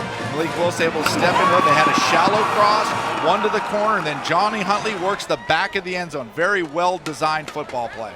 There it is. There's your shallow cross, come back on the corner, and then work the back of the end zone. Beautifully designed. First touchdown of the season for Huntley. The second touchdown is a Flame. You'll remember the other one came in the bowl game last year. As twice tight ends have taken it into the end zone for the Flames here today. Malik Willis just spreading the love. All right, you get a trips bunch formation. You see one guy run the comeback to the outside, 19 Brum, then or 3 Douglas, 19 Brum on the shallow cross, and then Johnny Huntley works the back of the end zone, trying to part the seed, work Johnny Huntley down the middle, and Malik Willis throws a dime right in there. Beautifully executed. 16 completions, 5 of them have been touchdowns for Malik Willis today. Unbelievable afternoon.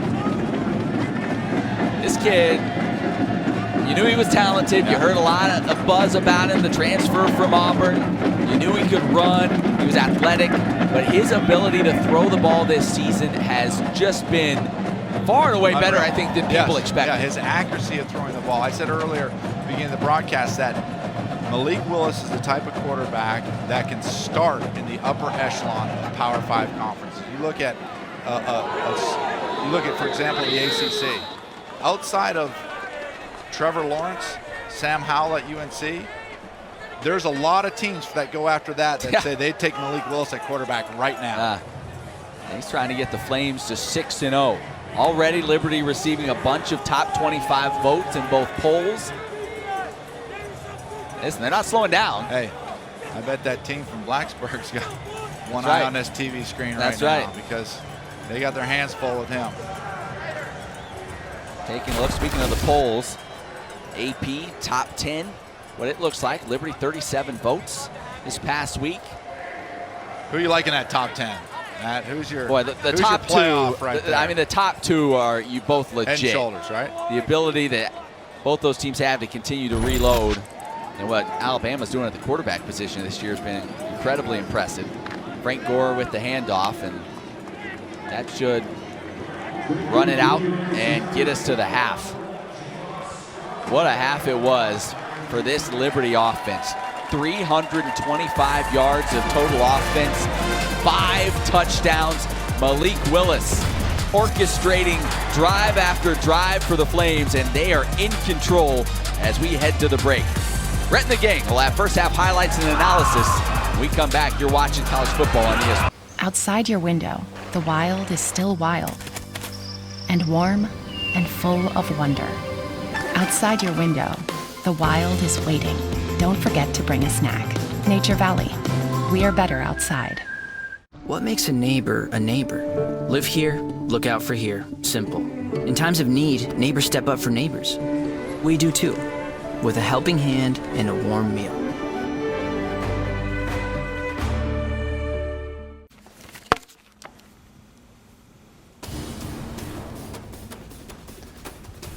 Welcome back to Lynchburg, Virginia, where the Flames currently lead 35-7 over Southern Miss. Rhett McGibbon here alongside Des Rice and Pat Kelly. And guys, have you seen a more dominant first half of offense in your life from the Flames?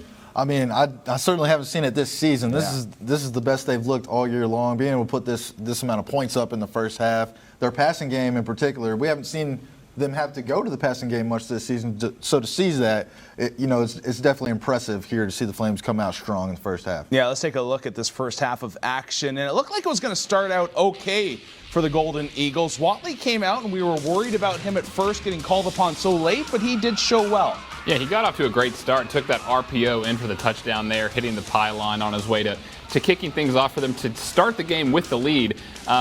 However, this is when Liberty kind of stormed back and the offense just started clicking on all cylinders. Malik Willis with an absolute dime down the middle of the field. Big time play there by Kevin Shaw. I mean, this receiving core is showing out today, and it's been impressive to watch so far. I think the Flames are just trying to prove that they shouldn't be pinned down to we're a running team or we're a passing team. They can do it all. They have a balanced attack, and they're going to be in games where they're going to need the passing game to be really dominant or the running game to be really dominant. And it just so happens today they got the passing game clicking. The receivers are making plays all over the field. And again, you have Malik Willis back there who's an absolute playmaker. Well, Des, it's just like we all suspected. You know, we talked ad nauseum at the beginning of the game about the 6th ranked rushing offense in the country. So just like we suspected, they came out and threw and threw and threw. Not a ton of production on the ground. We just see it all through the air. Willis having a good day. It's funny. We talked so much about how effective they were on the ground, and thus far they've really only rushed for 109 yards, whereas they've thrown for 216. So they've doubled their output in the air. Are you surprised at all just at the air attack by the Flames in this game? Like, we were talking about at first, all right, let's establish the run. We were a little bit surprised that they weren't going to that, but it seems like it's turned out okay. 5 touchdowns through the air. You know, from a predictability standpoint, maybe that's why they're going to the pass, because like us, everybody thought that they were going to be running the football this game, but they're getting it done through the air, and maybe just to get that development with Malik Willis and the receivers further along in the season as well. Well, make sure you stay with us. When we come back, we'll break down the stats from the first half and take a closer look at Malik Willis, already a personal best with 5 touchdowns. Outside your window, the wild is still wild, and warm and full of wonder. Outside your window, the wild is waiting. Don't forget to bring a snack. Nature Valley. We are better outside. 10-piece McNuggets, quarter pounder of cheese, fillet of fish, Big Mac. Thank you. Thanks, Lorelai. Get it at McDonald's when you buy one of your faves and get another for just $1.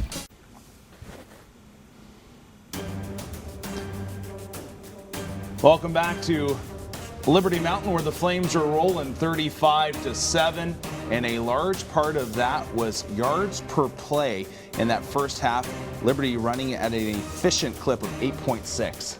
Yeah, absolutely. Like we were talking about before the break there, they've been getting it done through the passing attack. Yeah. Every single play, it seems like they have guys that are downfield for 10-plus yards, or they're catching the ball and they're able to get yards after the catch, which has led to this 8.6 yards per play. Yeah, you mentioned the 8.6 yards per play. I mean, that's huge. You talk about as a head coach calling plays, getting ahead of schedule. That's a term that's commonly used. You always want to be in second and third and short situations, and that puts you ahead of your game plan. You get to you can call some mixed up plays. You know, you can take some shots, or you can go with kind of the conventional short, efficient plays to get the first down. But 8.6 yards per play is great in terms of offensive play calling, and we've seen it in the results. Let's take a look here at Malik Willis. We mentioned he is having a career day, 5 touchdowns in the air. His last personal best was 3. And, we spoke about weeks where it seems like maybe the accuracy is just a tidge off.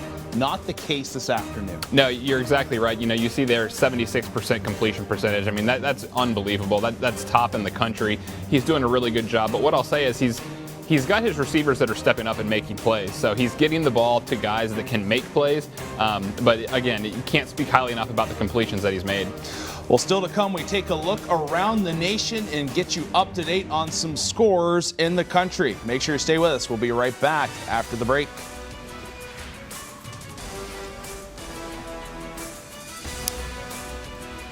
Could I get the 10-piece chicken McNuggets? Wait, no, Big Mac. Sorry, no, McNuggets. Sir? I'm still here. Get it at McDonald's when you buy one of your faves and get another for just $1.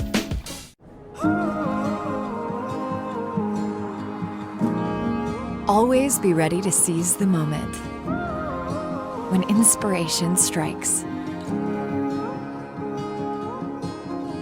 Make the most of this opportunity during Mazda's season of inspiration. Get 0.9% APR for up to 60 months and no payments for 90 days.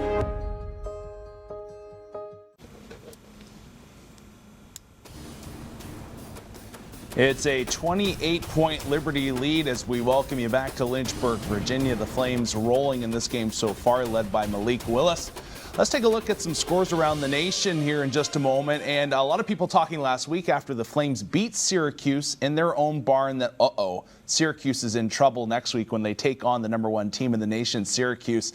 And so far, they're still within striking distance. Yeah, it was Give Me Liberty last week, and everyone was thinking it was Give Me Death this week. So, not projected on the score there, but Clemson's now up 13 points. What I'm interested in is the kind of the Heisman watch. Trevor Lawrence, 24. He's thrown the ball 40 times. He's 24 of 40. He's got 2 touchdowns and threw another interception this week, which is uncharacteristic.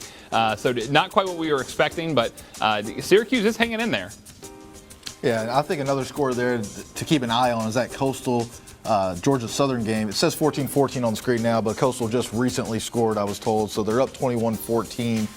Little adversity in that game as Georgia Southern had a punt return that was taken back, but good to see there that there's some close games on the scoreboard, and Liberty's definitely going to have their work cut out for them as they look to see Coastal the last game of the season. All ACC matchup between NC State and UNC right now. The Tar Heels on top of that one with that game well in hand. I'm sure Flames fans kind of keeping an eye on NC State with them having lost their starting quarterback and probably thinking maybe this is another game where we can go into an opponent, Power 5 group, and maybe steal a win. Yeah, I mean, like we said in the pregame segment, there's been a lot of chatter about this top 25 chances. With today's game, it seems to be in hand. If they can go to Tech next week and either pull out a win or keep things contested, they're going to continue to vie for that top 25 spot. Well, the second half is set to start in Lynchburg, Virginia. Once again, the Flames on top. They will start with the ball to see if they can add on to their lead.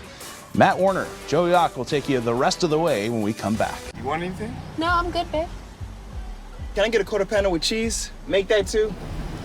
Thank you. Hey, but I thought you said But you got 2. Get it at McDonald's when you buy one of your faves and get another for just $1. So with AT&T, you can pick the perfect plan for each family member with the features they want, like HBO Max or... What was that? Happens every time I say HBO Max. Cool. HBO Max.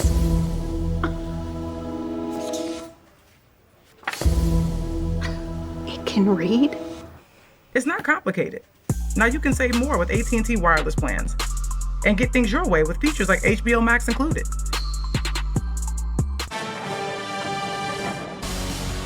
It was all Liberty Flames in the first half of this ball game. They lead Southern Miss 35-7 as we get set to start the second half in just a few moments. First half stats. Well, I'll tell you, this Liberty offense, they were literally unstoppable. They got whatever they wanted. Malik Willis, 5 passing touchdowns in the first half. Joe, if you're Southern Miss right now, what can you do to try to slow them down? Yeah, they tried to do a couple different things on a few different possessions where they were bringing some blitzes, but what Liberty has dialed up right now is really difficult to to stand. I think you're to the position right now, to the point in the game right now where they're going to have to bring some hardcore blitzes at them and see if they can pick up a fumble, make an explosive play defensively, get an interception, something that can ignite them defensively. Because right now they can't stop anything. Flames will get the ball first to start the second half as well, as Willis, one touchdown pass away from tying the Flames single game record. In a half. Yeah, he did it in a half. Right, he did it in a half. I imagine 5 touchdowns and a half has to be the single game record. I would think. Yeah, I would think half so. record. It is a personal best for Malik Willis. So the Flames set to receive. Shedro Lewis back to return the kick. As Liberty trying to move to 6-0 for just the 3rd time in program history. Kick is away. Kicked away from Shedro. Fair catch called for and taken by the Flames. Let's check in now with Emily Austin. Emily?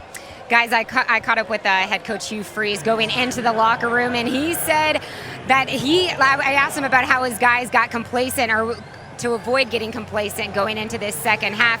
And he said, I'm not worried about that. They better not. We need to figure out how to run the ball. For Southern Miss and getting the energy and effort back up in the second half, being down 4 scores, Tim Billings said that this team has shown that they haven't played in 3 weeks. This first series is going to be the most important of the half.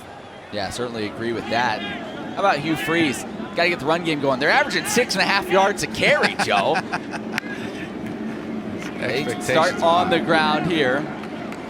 Short pickup on first down. That's Josh Mack getting the carry. Mack, his 4th carry today. He has not been able to get loose. Still less than 10 yards on the ground for Mack so far in the day. It's been Malik Willis and Shedro Lewis, the two that have been able to run it effectively. Flames spread them out now, 5 wide. Malik, look out, big hit! Ball comes free, it's on the deck, and Southern Miss covers it up. Oh my!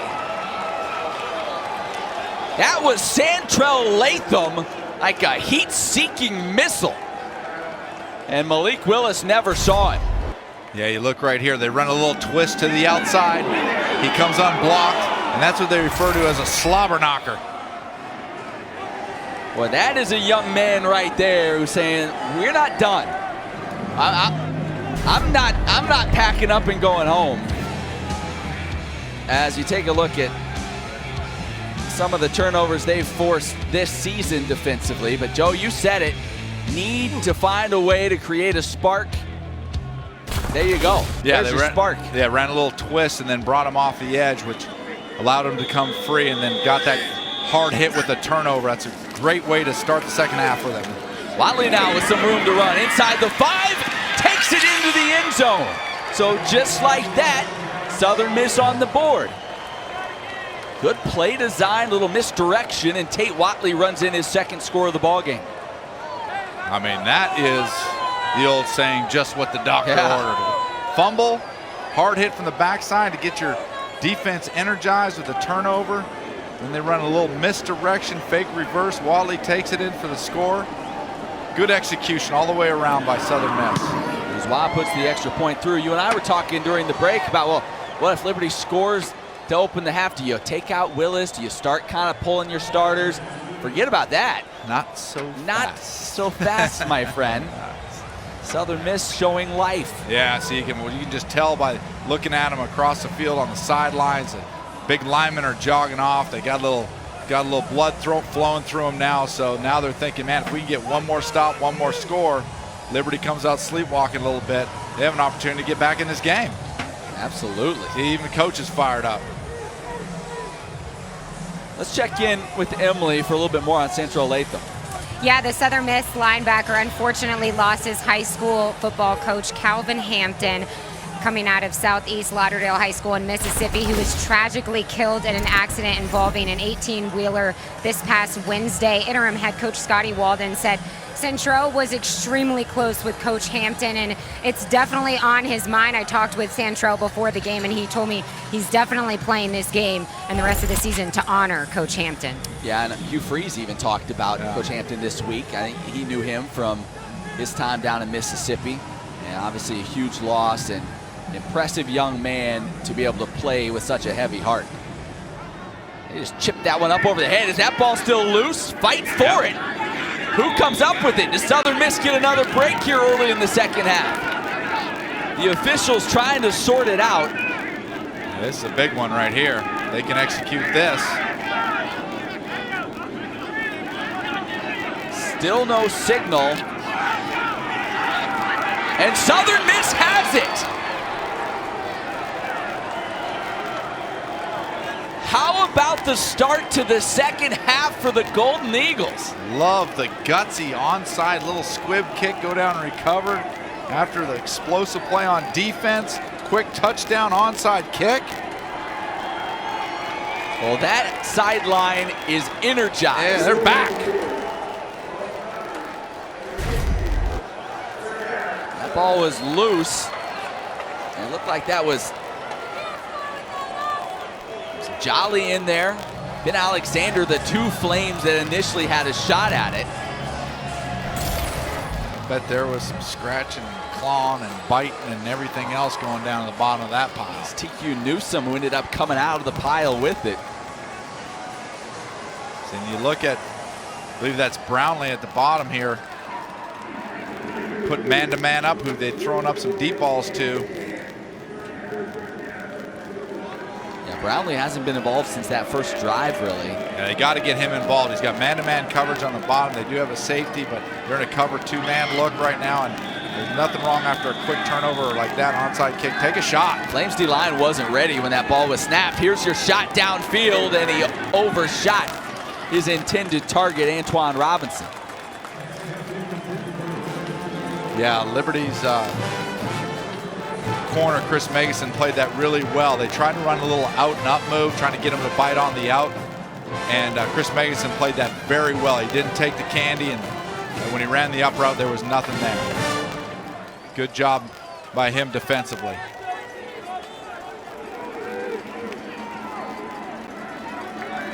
Tate Watley trying to lead his team back into this ball game. They give it to Frank Gore, lowers the shoulder, and he's got about 8 yards on second down. But Jason Brownlee started this game with a couple of big catches, and he really has been their go-to receiver with Tim Jones out of the lineup for the past 3 ball games.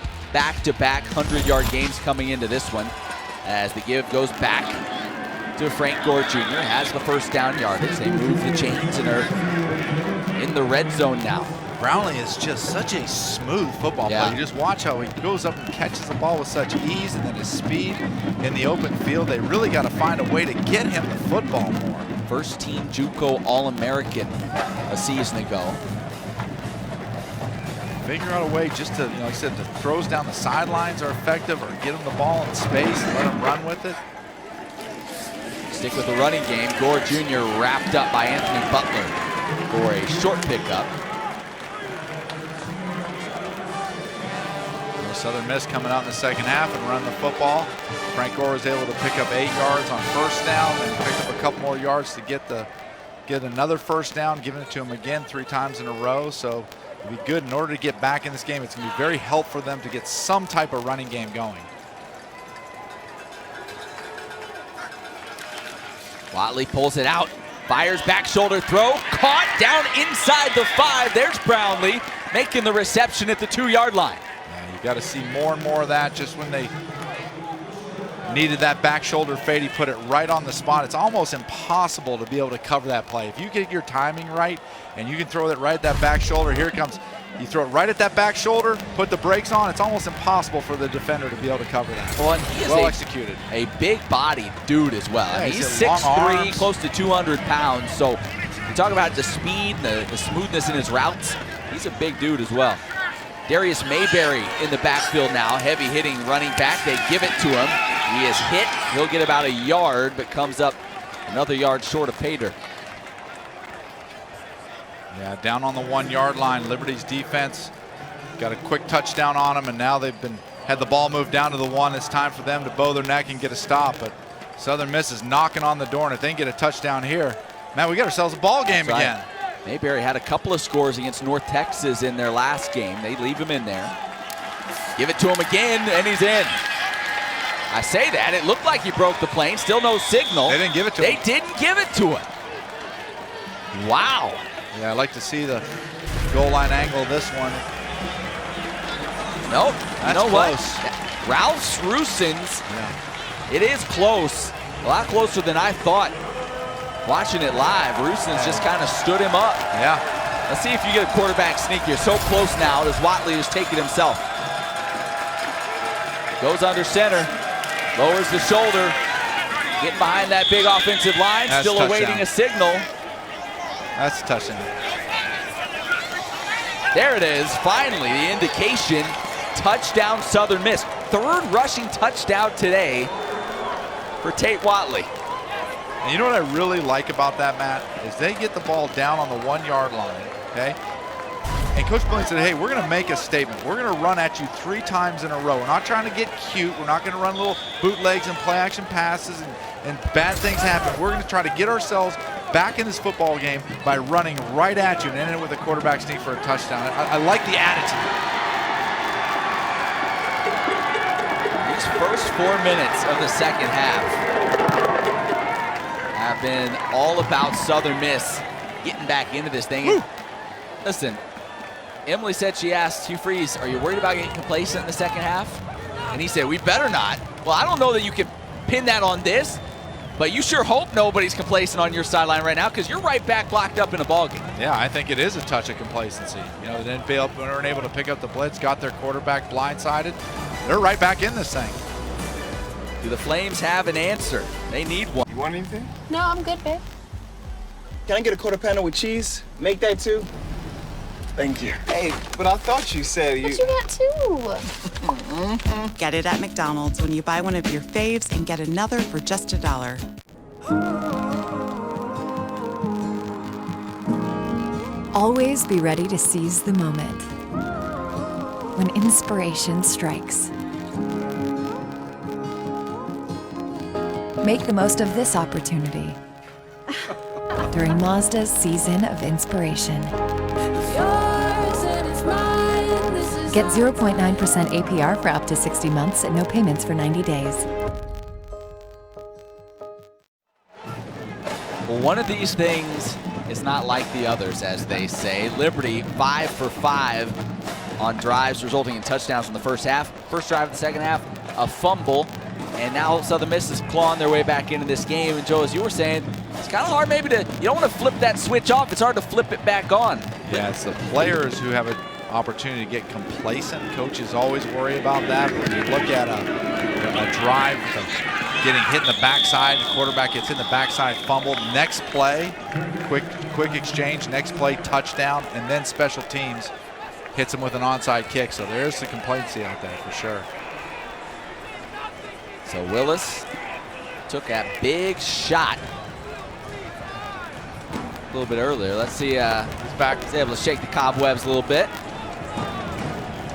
It's not often, and we've seen him now for half a season. There haven't been a lot of clean shots on Malik Willis. Correct, yeah, not a lot of free runners, and that was a free runner from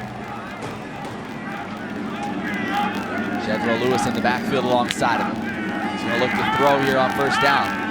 Coming near side, caught by Stubbs, spins, made one man miss, a second as well, but he's taken down at about the 32, pickup of 8. That's a good thing to see right there. Malik Willis, after taking that kind of shot, makes a wide field throw on his very first throw back, so that's very good to see. Flames looking to move fast. Willis, handoff. Shedro Lewis coming near side. Tightrope walking down the sideline. It's a foot race. And they are calling him out at the 49. Hugh Freeze is letting that official hear it as Shedro Lewis took it the distance, and it's coming back. He was standing right there, and he is not happy about this one.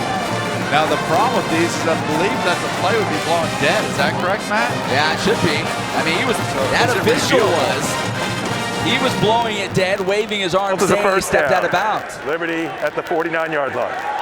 Let's take a look at the replay here. Well, you couldn't really tell there. You were kind of screened off by a pole. But Hugh Freeze in that Liberty sideline. This one should tell us.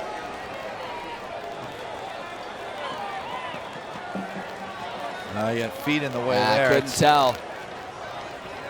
Oh, here you go, here you go, here you go. Maybe this one will be the one. He is in there. Nope. Oh, boy. Oh, boy. You talk about a break. He sure did not look like he went out of bounds. Now here comes Peyton Pickett, who slips down after a pickup of 6 or 7. Yeah, Hugh Freeze was standing right there, so he had a bird's eye view of it. He is not happy. So that was very nearly another lengthy Shedro Lewis touchdown run. Instead, the Flames giving Peyton Pickett a couple of carries here as he looks to have enough for a first down. Yeah, it would be good to see Peyton Pickett get involved in the offense here in the second half. He's a punishing runner, but at the same time, he increased his speed during the offseason, so he has the breakaway ability also. Willis going to pull it out, trying to get a block, and ends up getting a few there as he's taken down. Helmet pops off. All right, we're saying we got one more look at that sideline run. Let's see if we see something different here we didn't see on the other angles. In. That was the one that's close. That's the one. But boy, at that other angle, it didn't appear like he had stepped out with that foot. But, you know, there were some calls that certainly went the other way to no doubt. Southern Miss earlier. As we got a Chris Ferguson sighting. I think it's just because Malik Wilson's helmet came off. Yep, that's right. So Ferguson, backup quarterback, in there now. He's going to look to throw. Pump fakes. Now takes a shot downfield, and it's incomplete. Black comes in. He was looking for Kevin Shaw, and they end up drawing a pass interference. Hey, Matt, how much do you love Hugh Freeze's attitude? I mean, it's just like, I don't care. You've been sitting on the bench. It doesn't matter. Come on, throw a 40-yard pass. First play. The officials now are going to get together to talk about it.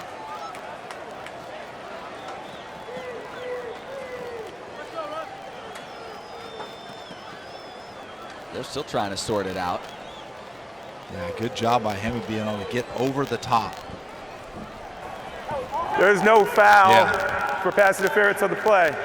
Second down. That's the right call to pick up that play. Hemby did a really good job getting back over the top and didn't interfere with him at all. That's a good job by the refs being able to pick that flag up. One more look at it. Gets his head back. You're right, he got turns. the head around. I mean, he wanted to call. Yeah, he was calling for offensive. Yeah, he was calling for offensive interference. So Blake Willis back in there now, quarterback. Third down. Pressure comes, climbs in the pocket, still looking downfield. Maybe should have took off with it.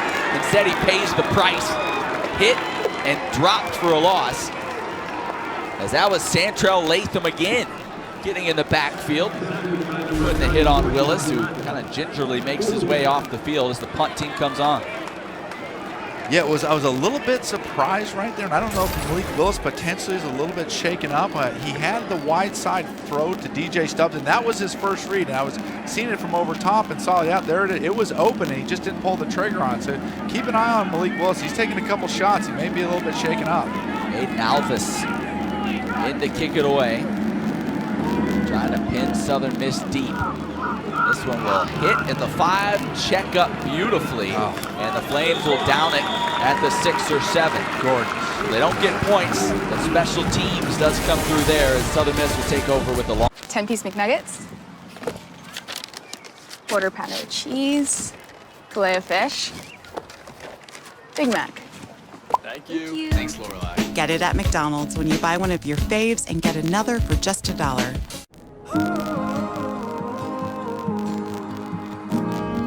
Always be ready to seize the moment. When inspiration strikes. Make the most of this opportunity during Mazda's season of inspiration. Get 0.9% APR for up to 60 months and no payments for 90 days.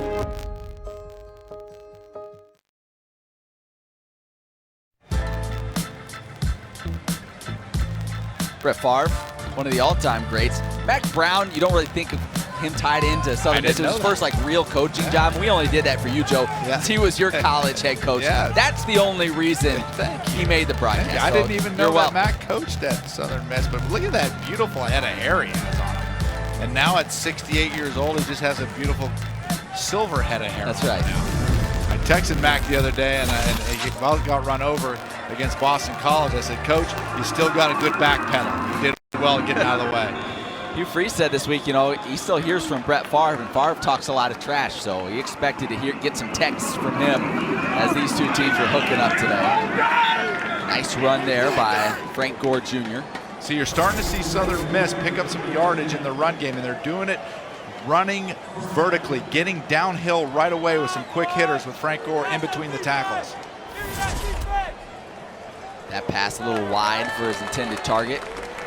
Hey, listen, man, like a lot of time left in this ball game, and Southern Miss starting to kind of figure it out offensively. Yeah. This is far from over. But those are the plays right there that sort of play goes unnoticed. A speed out for 5 yards. Well, that's a pitch and catch that you do 1,000 times over and over in practice. You have to complete those plays in order to put yourself in a 2nd and 4 situation where you have a different play call. And off up the middle. Short pickup. That second effort got him maybe 4 as Frank Gore close to 60 yards now on the ground today. Yeah, see, like that's a perfect example right there, man. If you complete that first down play and you pick up 6 yards, pick up 4, you're moving the chains. Now you put yourself in a 3rd and 4, 3rd and 5 situation as Frank Gore's hobbling off the field a little bit. Yeah, it comes off a little gimpy. We'll keep an eye on that as Darius Mayberry checks in at the running back position. So 3rd down, 3rd and 4. Southern Miss 3 of 7 on 3rd down so far today. Watley has time, taking a shot. He's got Brownlee all by himself, and he makes the snag.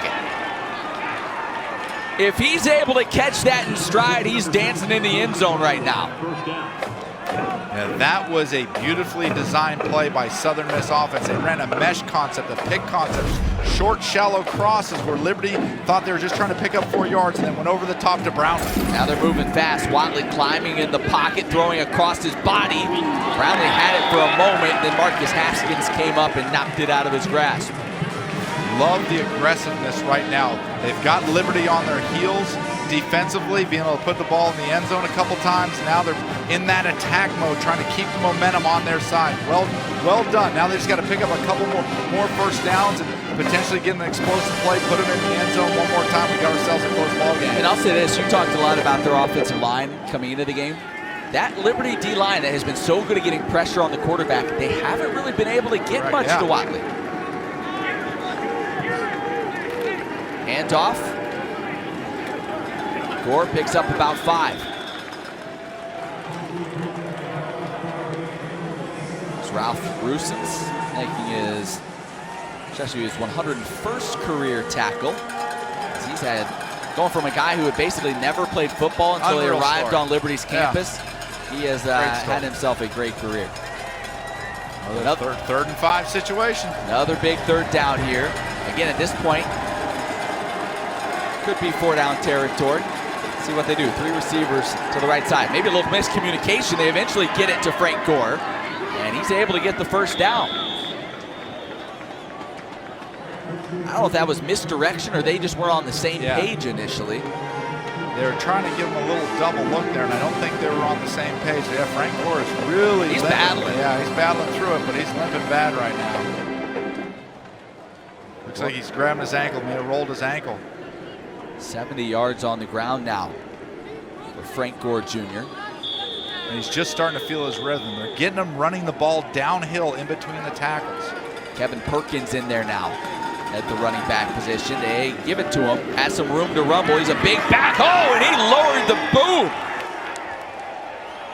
That was Javon Scruggs who came up to meet him, and he got steamrolled. That's a big back right there. What happened is Anthony Butler committed too early, and he was able to get blocked at the middle, which opened up the hole for Perkins. Perkins, 6 foot, 235. They give it to him again. This time, Trayshawn Clark and others there to drop him for maybe 1.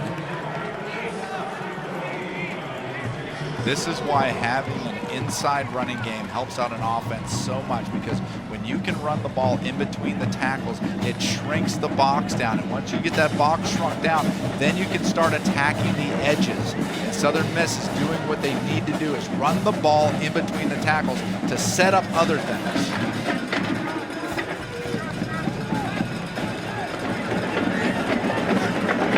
challenge remains in. Here they're coming. Watley near side. He gets through inside the 10. Little stutter step.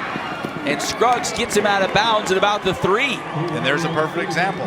Run the ball between the tackles and then come back and run the quarterback sweep and attack the edges. Well done. Watley already has 3 rushing touchdowns today. Yeah. We've talked so much about Malik Willis's 5 passing. Watley's knocking on the door of 4 rushing.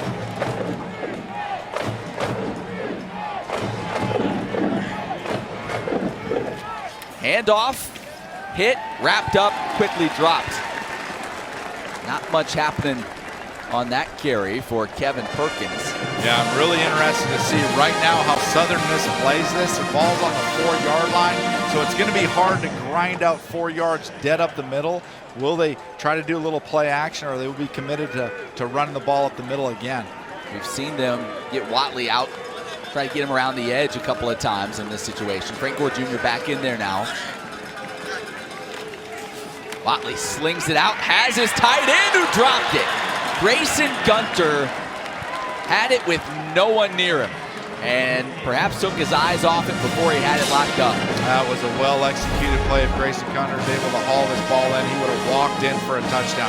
Once again, everybody packed in the box, nobody out there. Gonna have to shake it off right now. Move on to the next play, turn the page, and try to get in the end zone. Huge third down for both sides of the ball right now. Unbalanced line to the right side for Southern Miss. Watley going under center. Fakes it, keeping it, and he's in. Suckered him. Darrell Johnson took the bait. Suckered him. Went with the unbalanced line to the right side, thinking everything's going right. Go to the strength of formation.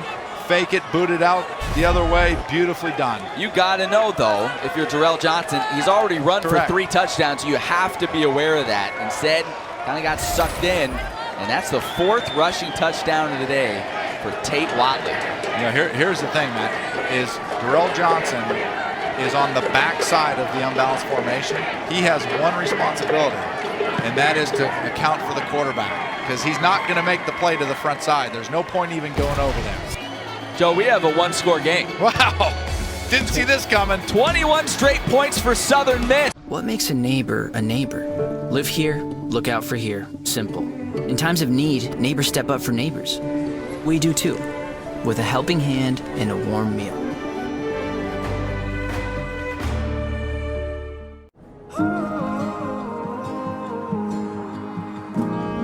Always be ready to seize the moment. When inspiration strikes, make the most of this opportunity during Mazda's season of inspiration. Get 0.9% APR for up to 60 months and no payments for 90 days.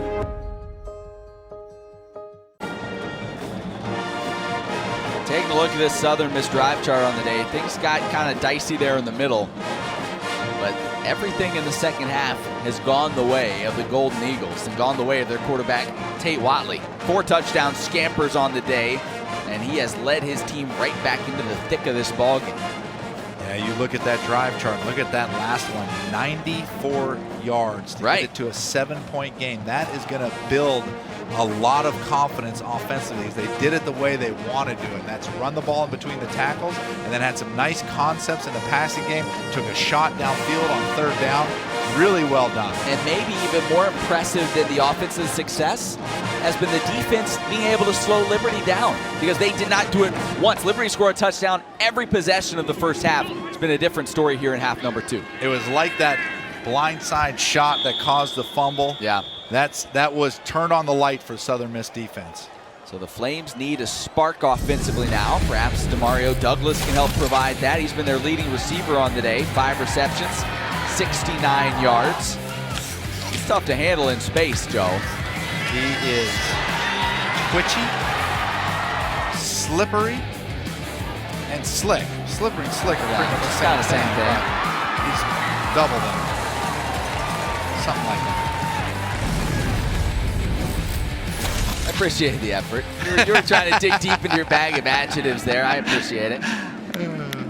So Malik Willis, a little bit shaky here last couple of drives.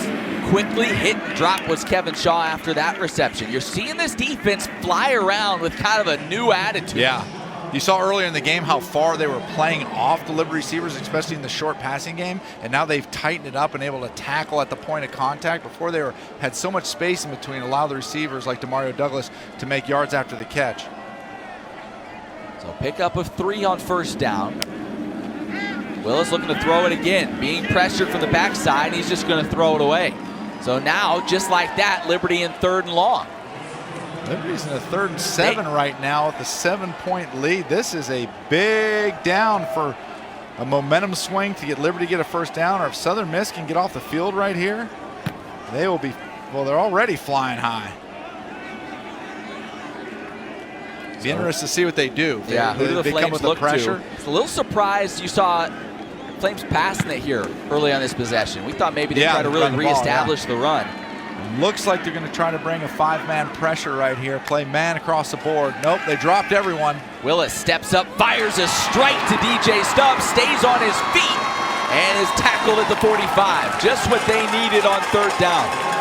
Yeah, I was a little bit worried that Malik Willis might have been shaken up a little bit from that previous hit, and then they gave him the pressure. Looked like they were going to bring 5 or 6 and then dropped him off, and he threw a dart in there for a first down. And we've got another injured player for Southern Miss. That's Santrell Latham, the young man that delivered that huge shot that darted the ball free for Malik Willis early in the half. Good job by DJ Stubbs right there. When you only rushed 3 and dropped 8, and that makes it difficult to find those holes in the zone, but he found that window perfectly, and the timing was perfect between him and Malik Willis. Latham looks to be walking off just fine as makes his way towards the sideline. Again, it is a hot day, so you wonder how much of a factor that will be as we move forward. But a big 3rd down conversion for the Flames.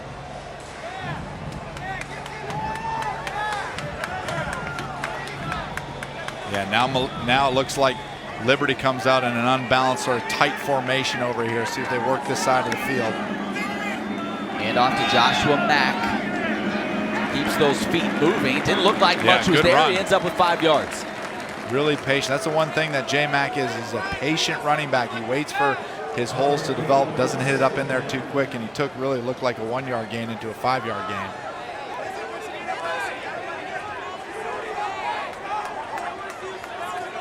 So let's see if the Flames stick to that. We've seen them kind of get into that ground and pound style offense where they'll really just wear you down with that running game. Or if they go back to the air where they've had some success today. Willis rolling out. Good catch made by Stubbs. He had to stretch out for that one. And picks up another Flames first down. A little flex at the end of it for good measure. Nothing wrong with flexing. Flames trying to go with a little tempo now. They go empty backfield 5 wide. Willis. Santin takes a shot. He's got Daniels downfield. Daniels makes the grab, reaching for the end zone, and he's in! The freshman, C.J. Daniels, with the first touchdown of his collegiate career. And the 6th touchdown toss of the day for Malik Willis, tying the Liberty record. Really liked how Liberty played that, and really didn't like how Southern Miss played it. What they did is they did that hurry-up offense. Southern Miss decided to go man-to-man across the board. Didn't really give themselves a chance to get settled. Instead of just playing a zone, went man, and Malik Willis and Daniels took advantage of that really fast. Little bit underthrown, but Daniels had the strength to finish it and reach that ball across the goal line for the score. The officials are waiting to make sure this touchdown is confirmed before they allow the extra point to take place. Yeah, I was really surprised at that, Matt, because they got the first down with DJ Stubbs before that, and then Liberty got into the hurry-up, and Southern Miss changed their defense to straight man across the board, which makes it an easy decision for Malik Willis. Say, okay, if you want to do that, I'm going to pick my best guy, who I think is my best guy on a deep ball, and was able to get downfield past him for the touchdown.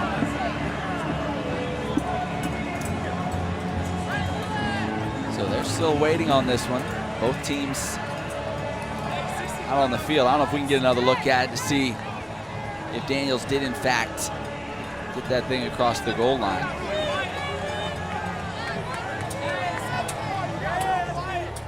What a day, though, for Malik Willis, and that was a score that the Flames needed desperately. Just try to get some type of rhythm back.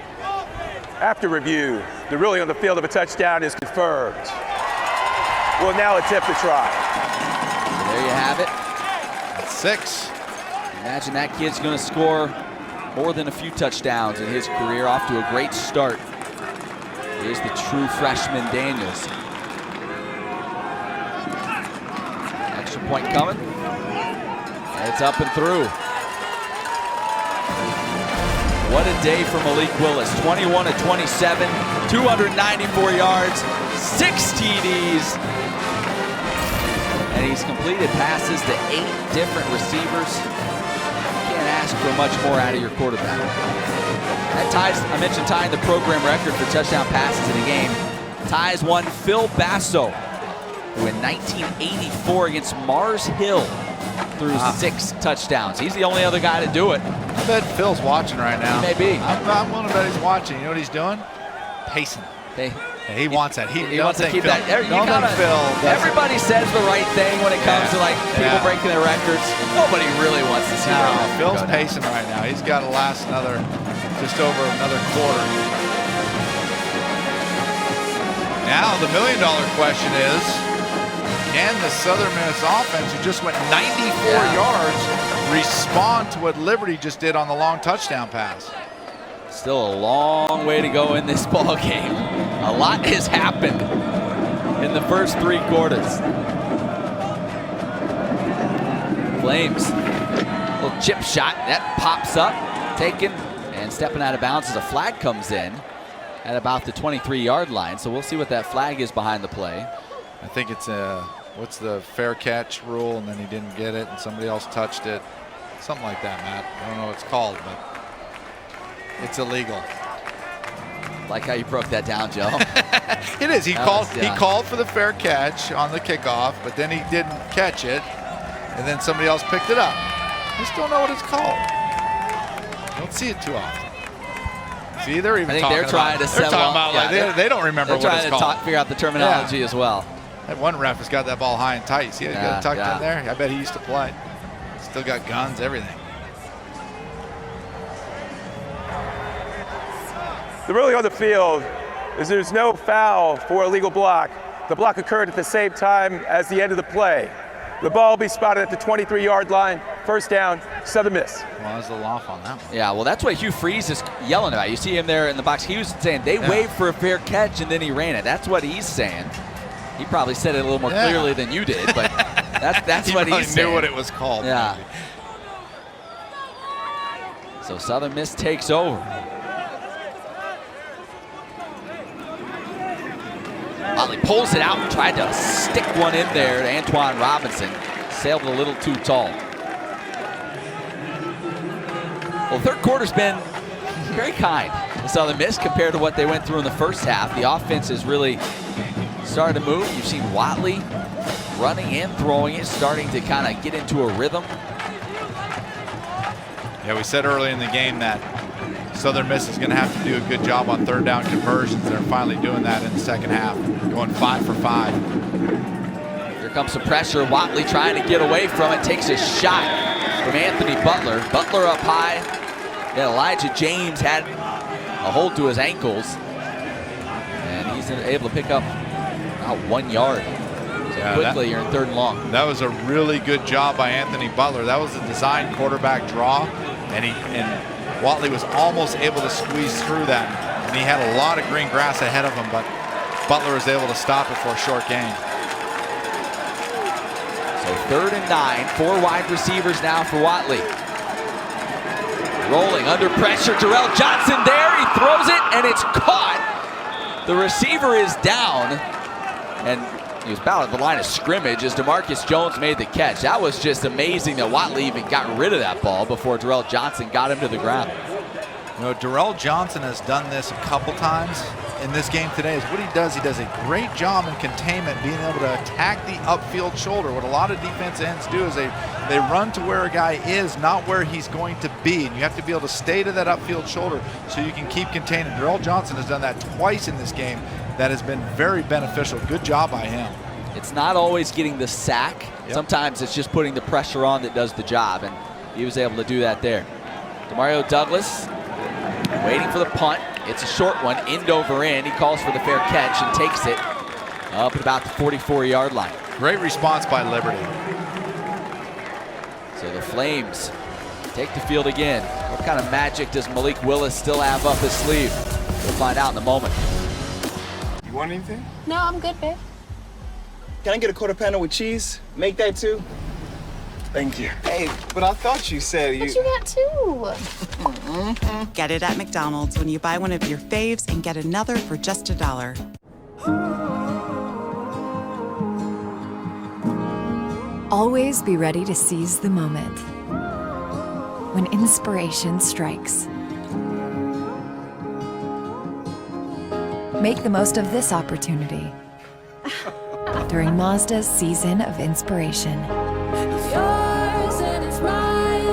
Get 0.9% APR for up to 60 months and no payments for 90 days.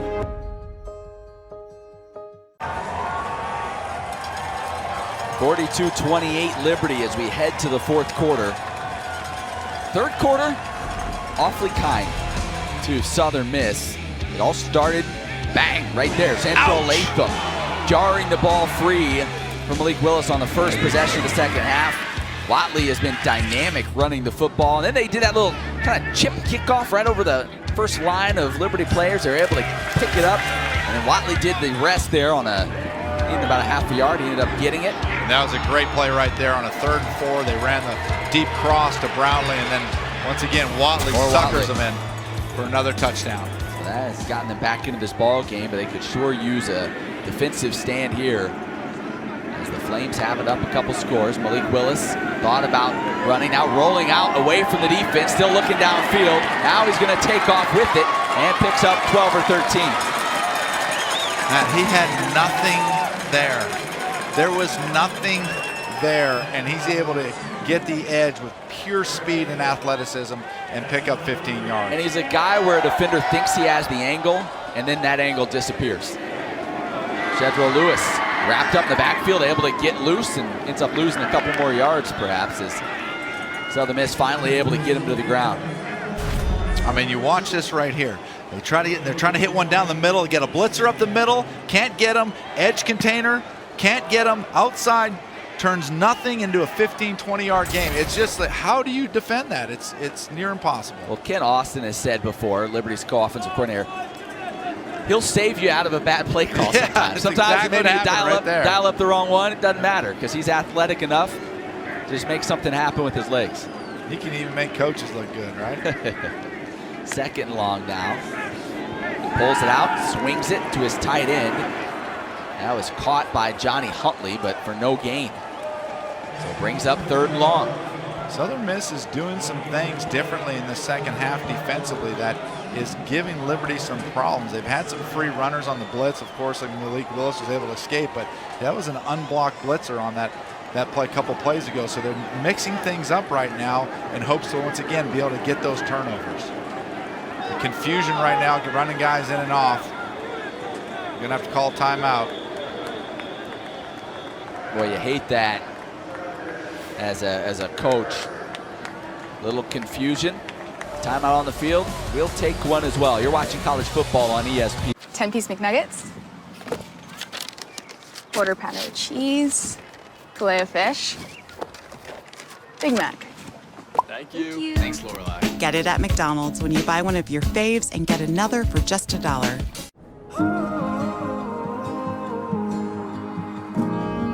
Always be ready to seize the moment. When inspiration strikes, make the most of this opportunity during Mazda's Season of Inspiration. Get 0.9% APR for up to 60 months and no payments for 90 days.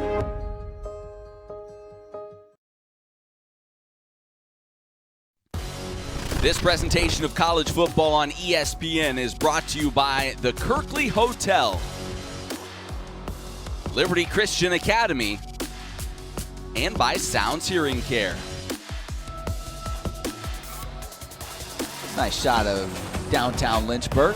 A nice fall afternoon.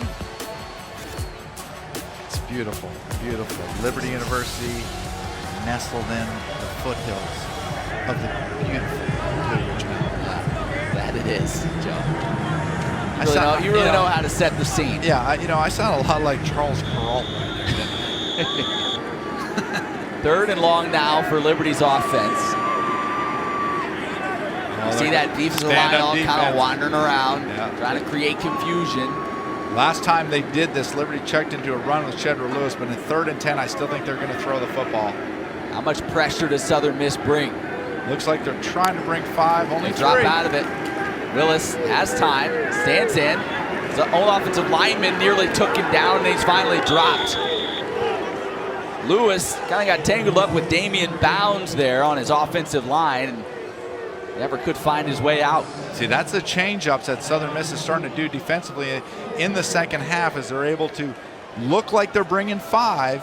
Malik Willis has a lot of thoughts going through as a quarterback, trying to get his protections and everything straight, and then they drop out, and now they've dropped 8, and now there's not a lot of passing lanes, and things start to break down. So good job mixing it up by Southern Miss in the second half. Freeze left his offense on for a little while. He thought about it, but instead decided not. We're going to go ahead and punt it away. Aiden Alvis set to kick. End over end, trying to pin him deep. He's done it once so far today. That one hits, checks up again, and another beautiful punt from Aiden Alvis, as that will pin them at the 8-yard line. I mean, Matt, Aiden Alvis pooch punts today look a lot like your pitching wedge from about 115. Very impressive. I throw my pitching wedge better than I actually hit it, and I've done both. So a long field ahead of Southern Miss. Remember, they went on a 94-yard touchdown drive earlier in the half. Yeah, Southern Miss, at the time they put together that long drive, they did a great job mixing it up, run the ball between the tackles, then took a shot downfield to Brownlee. So just getting in that rhythm offensively is exactly what they're looking for, because they need one right now. Frank Gore Jr. in the backfield. They give it to him. Here he comes near side. Boy, that looked like a face mask when the flag comes in. So he picks up about 5, and he'll get a face mask on the end of that. Well, we talked about Frank Gore and his well-known father at the beginning of the ball game. Frank Sr., 16 years in the NFL, so we'll get the call. Personal foul, face mask on the defense, number 99. 15-yard added on to the end of the run, automatic first down. That's Ralph Sarusins. Frank Gore Sr., as you take another look at it, in his 16th season. Yeah. The New York Jets this year. Hasn't necessarily been an easy year for him. But his son having a nice day, 75 yards on the ground.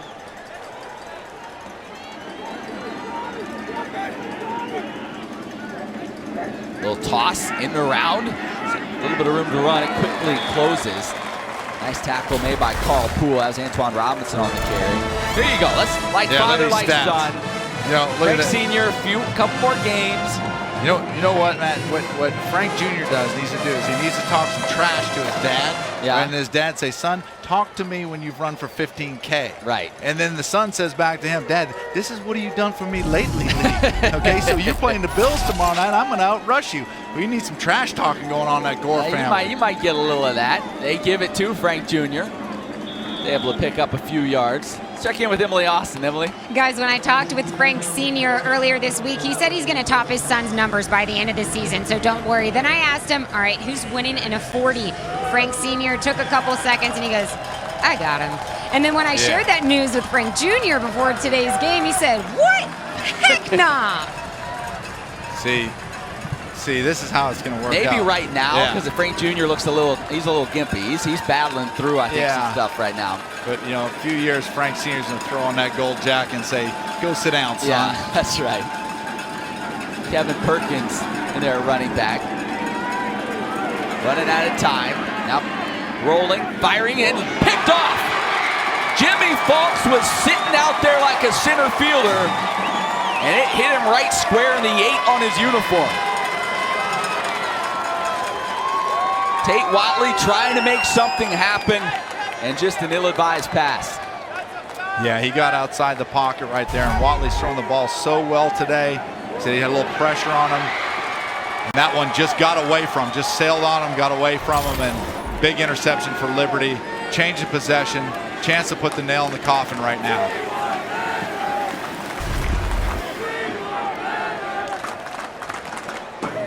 You see Falks at the bottom of your screen there. He bails out, does a good job spinning his head. Get those hips turned back around, find the football, threw it right, served it up on a platter for him. It's an interception by Liberty. After the play, personal foul, unnecessary roughness on Southern Miss, number 33. That 15-yard penalty will be assessed on to the end of the return. First down, Liberty. That's Kevin Perkins, the running back. I didn't see that. But it certainly sets the Flames up in an even better spot as they're well into Southern Miss territory.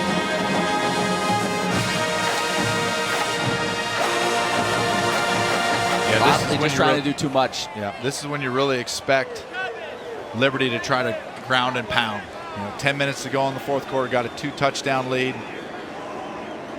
Knowing Hugh Freeze, though, he'll probably try to throw a 40-yard touchdown, a 30-yard touchdown pass. Go for the dagger. Jedro Lewis is the back in there right now. C.J. Daniels on the near side.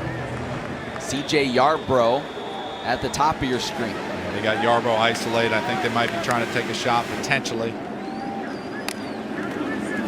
Pulls it out, looking that way, hesitated, now fires back towards C.J. Daniels. Wow, what nope, wasn't able to hold on. I was about to say that would have been an impressive catch with defender draped all over him, but the pride of Baser, Kansas, Eric Scott Jr. able to knock it out.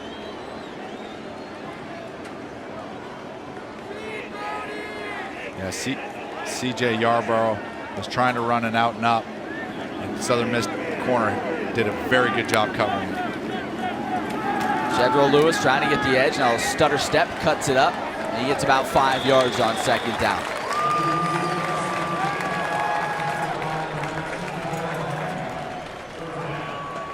Down in this part of the field, the Flames have done a good job finding their tight ends today as well. Hey, Southern Miss get a stop right here and maybe a missed field goal, or still have a chance to stay in this game. Blitz off the edge. They bring pressure and they get there. Wrapped up, dropped. Santrell Latham does it again. Same blitz package they ran that caused a fumble earlier. They overloaded one side of the offensive line and he came in unblocked. As you can see right here, coming off the left side, comes unblocked. They overload that side, comes off the edge blocked. Actually, that was a miscommunication in the offensive line. Tackle should have stepped out and blocked Latham. Attempt a 47-yard field goal. The long this year for Alex Barbier is 42. Gets it away, has enough leg, but hooked it just enough.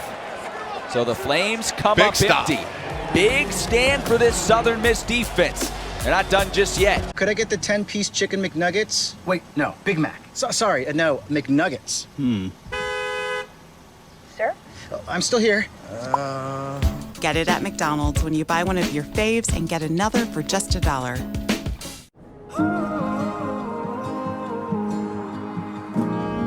Always be ready to seize the moment.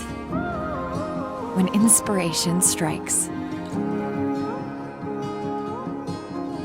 make the most of this opportunity during Mazda's Season of Inspiration. Get 0.9% APR for up to 60 months and no payments for 90 days.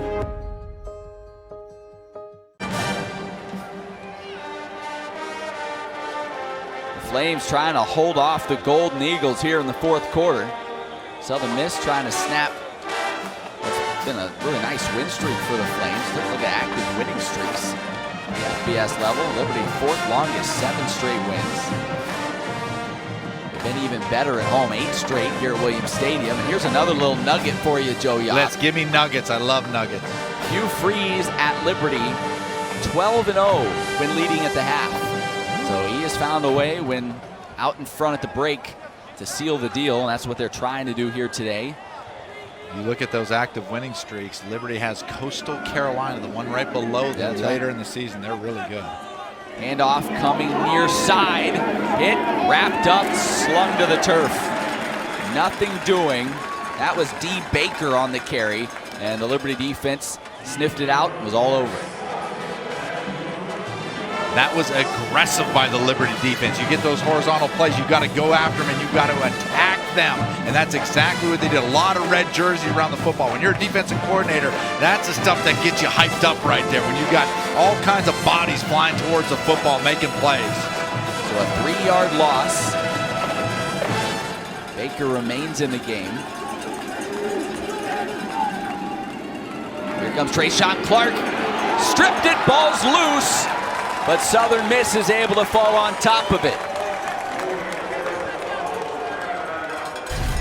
That was Tykeem Doss able to fall on that fumble. As you take a look, Trayshawn Clark just getting a hand in there and stripping it loose. Yeah, trying to block Trayshawn Clark with the tight end is a difficult task. He really knows how to rush the passer and was able to get there and knock that loose. He is a really good, both the Liberty's defensive ends, Trayshawn Clark and Burrell Johnson, are two football players that know how to get after the quarterback. Well, they're going to pin their ears back here in this situation, 3rd and 22. Liberty's got the picket fence defense going in the secondary right now. Watley running out of time. Here they come. Dancing in the end zone. Finally flings it. Finds his running back, who makes the catch, gets up to the 25. He's still short of the original line of scrimmage, but there is a flag down back around where the pass was unloaded. Did we get a late hit on Liberty's defense?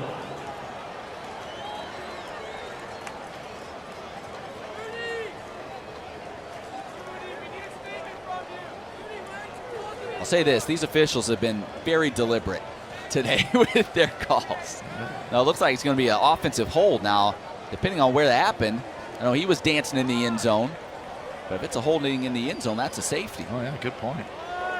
Holding while he's standing in the end zone. Well, if the safety, right? offensive lineman is, yeah. Right. Holding on the offense, number 63. That penalty's declined. Result of the play, 4th down. So Flames will decline it. Here's another look at it. Arvin Fletcher is the guy who committed it, and he's out there at about the 1-yard line. Yeah. So the Flames will be happy just to get the football back. 7 minutes to go in this football game. Southern Miss has to be thinking this way. They have time. They've got, 2 timeouts left, I believe.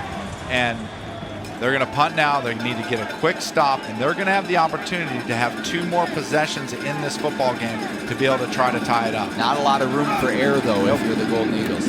Oh, they're faking it. Faking it. It's completed. Will they get enough? Nope. No, they are stopped about 2 yards shy. Southern Miss rolls the dice. They complete the pass to Natron Brooks, but he comes up 2 yards shy. A great call, a great fake. They just had too far to go, put themselves in too long of a situation, picked up 15 yards or so in there, but comes up a couple yards short. But I really love the call. Yazzie, Griffin Fleming delivering the strike. Couldn't quite. Outside your window, the wild is still wild and warm and full of wonder.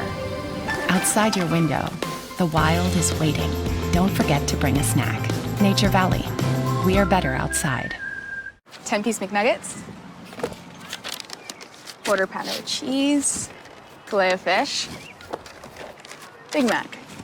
Thank you. Thanks, Lorelai. Get it at McDonald's when you buy one of your faves and get another for just $1. Liberty out in front. Hasn't been a great day by Liberty standards running the football, but Shedra Lewis has been the guy leading the way with more on the Flames running back. We check in once again with Emily Austin.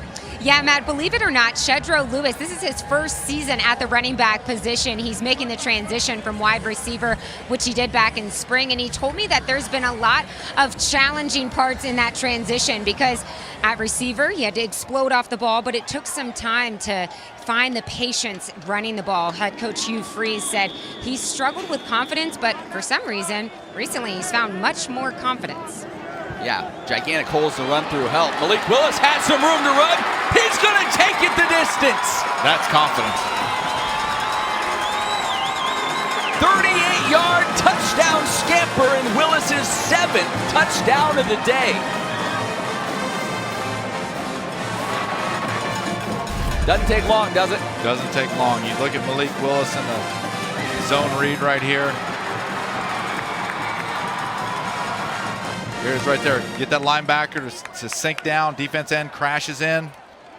Opens up that hole, and he has the speed to get through it for a touchdown. Extra point up and through. 6 passing, 1 rushing touchdown for Malik Willis. This is one you'll remember. Maybe looking at one of the all-time great Flames performances. 10-piece McNuggets. Quarter pounder with cheese. Filet of fish. Big Mac. Thank you. Thanks, Lorelai. Get it at McDonald's when you buy one of your faves and get another for just $1. You know how we come for nothing, not yet.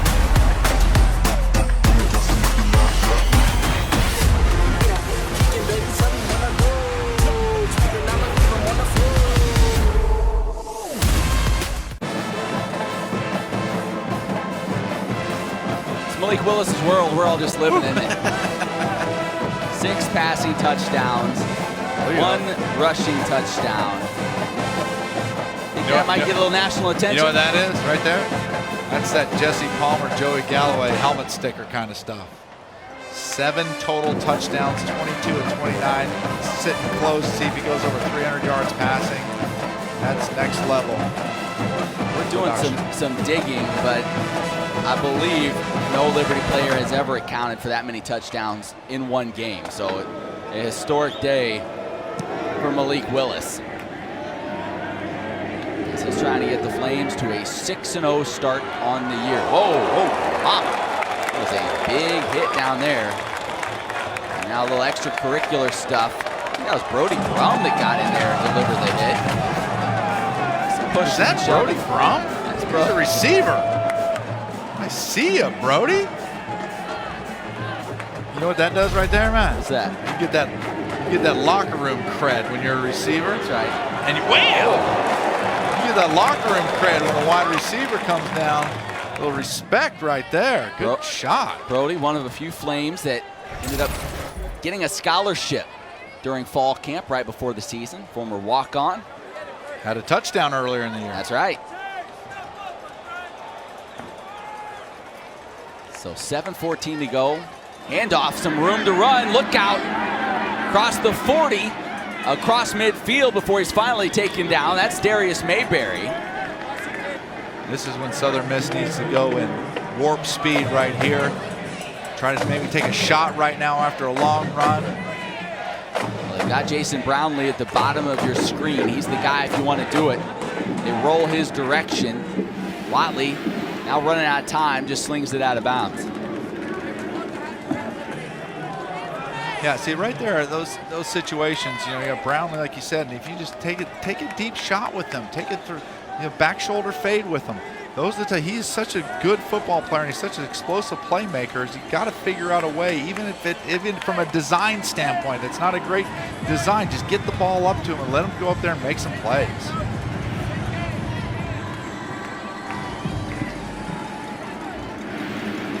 Hand off, Mayberry again, a little stutter step, picks up about 6. Well, you got to go at this point.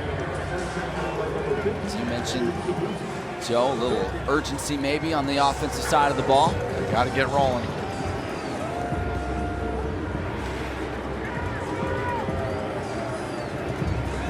Third and 5. This will be 4-down territory without a doubt. So they'll have 2 cracks at this one. Hand off again, Mayberry.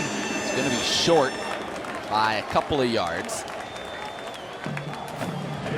Yeah, just really surprised that not go more tempo, coming in with more of a jumbo package right now on 4th and short. 4th and 2 is a long way to bring in your jumbo package.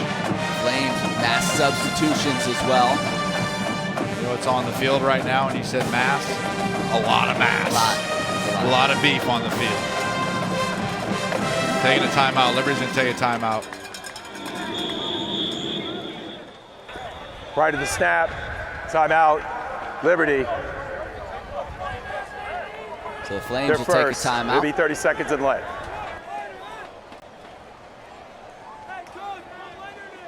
Well, the Flames' upcoming schedule, we've talked about their next game against Virginia Tech. That's in 2 weeks. They also added a game just this past week. Yes. As the Flames added that game on November 27th against UMass. That's the Friday after Thanksgiving. So if you sleep off that turkey dinner, roll out to Williams Stadium. Dinner. I do like a good turkey dinner. But this schedule about to ramp up difficulty-wise after this week. Virginia Tech, we know, very tough. NC State came in today as a top 25 team, although they lost to North Carolina. And then Coastal Carolina, ranked 25th. Yeah. Last check, they were leading their game late in that ball game. So yeah, it's about to get a whole lot tougher for this Flame squad, but they've set themselves up very well by the way they've taken care of business here in the first half of the schedule. Yeah, it's almost like a situation where Liberty, people could say, hey, Liberty, the teams that they've played do not have a great, obviously, combined winning record. But now as you get into the second half of the season, when you have the Virginia Tech, you have the NC State, you have the Coastal Carolina, now you're going to get into the meat and potatoes of the schedule and find out what kind of team you really have. I'm going to try to run for it, no chance. Tate Watley was trying to run around the left edge, and he did not stand a chance. The Liberty defense was there, and Southern Miss will turn it over on downs. Trayshawn Clark's having a good game. He's made a lot of plays and put a lot of pressure on the quarterback today. He's done his job. So the Flames 5 minutes, 34 seconds away from starting this season 6-0. That was a gutsy run that Southern Miss made at Liberty right there. Being down what they were at halftime and be able to come back and make a ball game of this, got it down to 1 score, says a lot about the character of their team.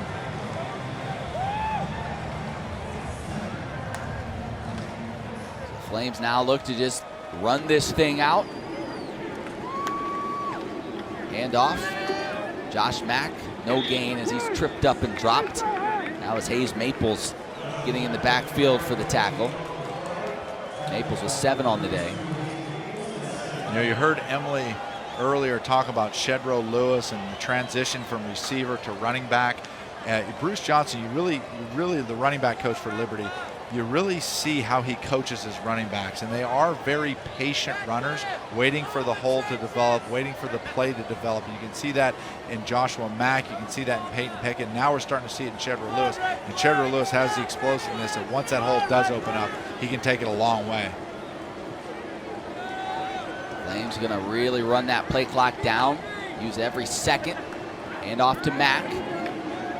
He's hitting the hole after about a 3 or 4 yard gain. Josh Mack hasn't had a great day. 7 carries, about 16 yards. Just good to see him out on the field though again. Yeah, good to see him get off that, had that infection in his elbow, and hopefully that heals up. They had a week off right now before they play Virginia Tech, getting healed up, because you know, you look at Josh Mack and he started the season with over 100-yard games, and so he was on pace for a 1,000-yard season. I'd like to see him get healthy again. And keep in mind, the Flames have not played a single game with both C.J. Yarbrough and Noah Frith on the field at the same time, 2 of their top receivers. So they're going to take this off week next week and try to get everybody back so they're at full power when they face the Hokies. Malik Willis, he's going to let it rip. Looking for Demario Douglas. Oh, did he get it? What a grab! The little fella going up and making the play. He mossed him, Joe. He mossed him. And he's just like he said, he's just a little fella, and he went up high over the top to make that play. And that's what it said. You have athletes on the field, you just throw the ball up to him and let him make the play. Here he is. You can see Demario Douglas in the slot right there. Got on the outside shoulder. Now it just becomes a who wants it more 50-50 ball. time it at the right point of attack and be able to go up and get that ball. What a great play by him. That's only going to build his confidence. He's just playing better and better each and every week. Up over the top of Natron Brooks, and what a day for Demario Douglas. 115 yards receiving. Career day for the young kid. It's Malik Willis. He's not done yet. He's running, he's stiff-arming, and he's down to the 6-yard line. Well, what a day throwing the ball, and how about the receivers that Malik Willis has found? 8 different receivers he is connected with today as he's up to 340 yards through the air. More distribution than a Walmart service center. Well, right now he's probably looking around saying, who haven't? Is anybody here that I haven't completed one? Who wants it? Who wants one? A little surprised to see him carrying the football. Did you see him like he stiff-armed that guy like he was in a 28-28 ball game? Malik Willis is a competitor. 97 yards rushing for Malik. So he's knocking on the door of a 100-yard game. Pulls it out, throws it. Jackson lowers the shoulder, stretching, and they say he's in. Why not? 7 touchdown tosses for Malik Willis. Is that Jackson's first catch? Yep, and now all 3 tight ends have a touchdown. 9 different receivers have a catch. Folks, you are witnessing a performance the likes of which we've never seen from a Liberty quarterback. He's in, right? Looked like he was It was awfully close. Honestly, live, I didn't think he got it. I think he may have got it. Ruling on the field of a touchdown is under review. I mean, you have an official literally 3 feet away. He's not wrong. No excuse if you don't get that one. Let's take a look. Look for the knee. Elbow. But I think that ball's on the plane. They're going to give it to him, Matt. Well, you're not going to be able to overturn it from that angle. They're going to give it to him. What a day. Smashing records. The marriage between Malik Willis's skill set and Hugh Freeze's offense. I mean, those two together are just, I don't know, if you're a defense, you're up sweating at night in the week leading up to playing the Flames. Says, I'm not quite sure how you stop him. Yeah, you know, Malik Willis, as he's transferred from Auburn, you can see the development that he has had, having the transfer year to just be in Hugh Freeze's offense, and then now take over the reins for Buckshot. And then let's give a lot of credit to Ken Austin, because the one thing that Hugh Freeze says is that Ken Austin is the best developer of fundamentals in a quarterback that he's ever been around. And you can see from the accuracy that Malik Willis throws the ball with, that was potentially the knock-on. Yeah, you know, is that how accurate a passer is he? We all knew he's athletic, we all knew he's going to run, but how accurate a passer is he in the pocket? How accurate a passer is he on the run? And to see how accurate a passer that he has become is a great testament to Ken Austin, the offensive coordinator. Now, it appears maybe they took it off the board, or are going to, as the Liberty offense has gone back out on the field. We still have not gotten the official word from the crew. But this would lead you to believe that this one's going to get it could be called back. After further review. Play on the field is overturned.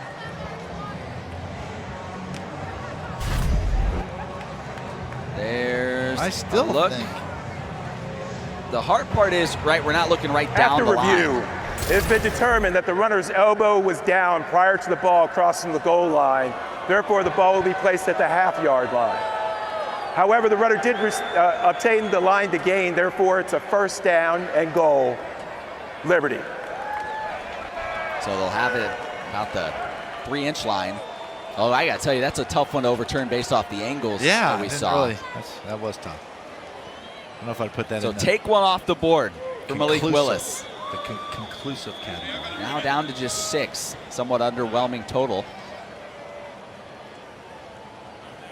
See what the Flames do here. Josh Mack in the backfield. They are going to continue to let that clock run. Now they give it to Mack. He is stopped. Nope.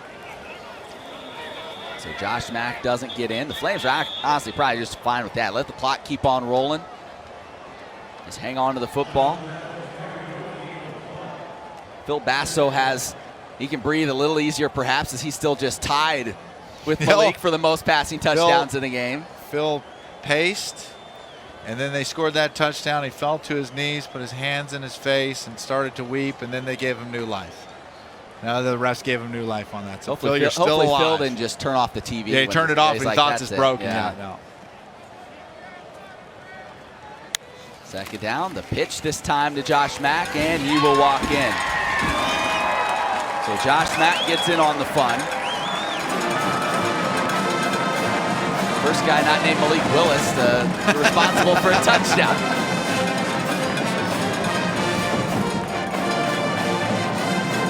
Yeah, this Flames offense can beat you in a lot of different directions. It'll be interesting to see in 2 weeks as they play Virginia Tech, a high-quality ACC team. You get a good indication of where they stand as a football team, but especially where they stand offensively. Extra point up and through, and it's got to be a bit frightening knowing that Hugh Freeze is going to have 2 weeks to go into the laboratory to get a game plan together. See what he comes out with in Blacksburg here in a couple of weeks. I'd love to be a fly on the wall in that laboratory. This game got a little interesting for a while. Southern Miss exploding in the third quarter to climb back into it. And Matt, what a great learning lesson for Liberty. Right. You know, like, hey, you have a big lead. You got to keep your foot on the gas. You can't come off and have the mental breakdowns where they're able to allow Southern Miss to get this to a one-score game. So it's a great aspect from the teaching side of things tomorrow in the film room. Yeah, there's no doubt. Hugh Freeze will harp on that with his team. And now, if you're Southern Miss, you try to regroup going forward. You hope you get your quarterback, Jack Abraham, back soon. You hope you get your head coach back, Scotty Walden, soon as you move forward, as they will host Rice next week. I mean, Southern Miss has a lot of good things that they can build on. I mean, you can say, hey, yeah, they got 56 points scored on them. Their defense made some plays when they needed to make some plays to get back in the ball game. They showed a lot of fortitude by being able to hang in there, and they're down at halftime. So Coach Walden will have a whole list of positive things that he has looking forward with his football team. You know, Watley did a really good job stepping in, made a lot of nice throws for them today. Brownlee, an outstanding receiver. So they have a ton of positive things that they can build on. Yeah, the concern certainly is more on the defensive side of the ball. Right. I think, you know, they gave up 66 to Tulane. Now this ball game, you know, how will your defense hold up against a good offense? As Kevin Perkins takes the handoff there. That has to be the issue, because you've seen the offensive talent that's on display. Yeah, no. The other part of it too is I don't know if they're going to face another quarterback like Malik Willis. I'm not sure exactly what other quarterbacks are on their schedule, but to face Malik Willis today is eye-opening until you're on that defense and you have to be a part of it. Well, they do face two teams that Liberty's already faced, North Alabama, Western Kentucky. I can tell you neither one of them will have a quarterback the caliber of Malik Willis. As a whistle blows that dead.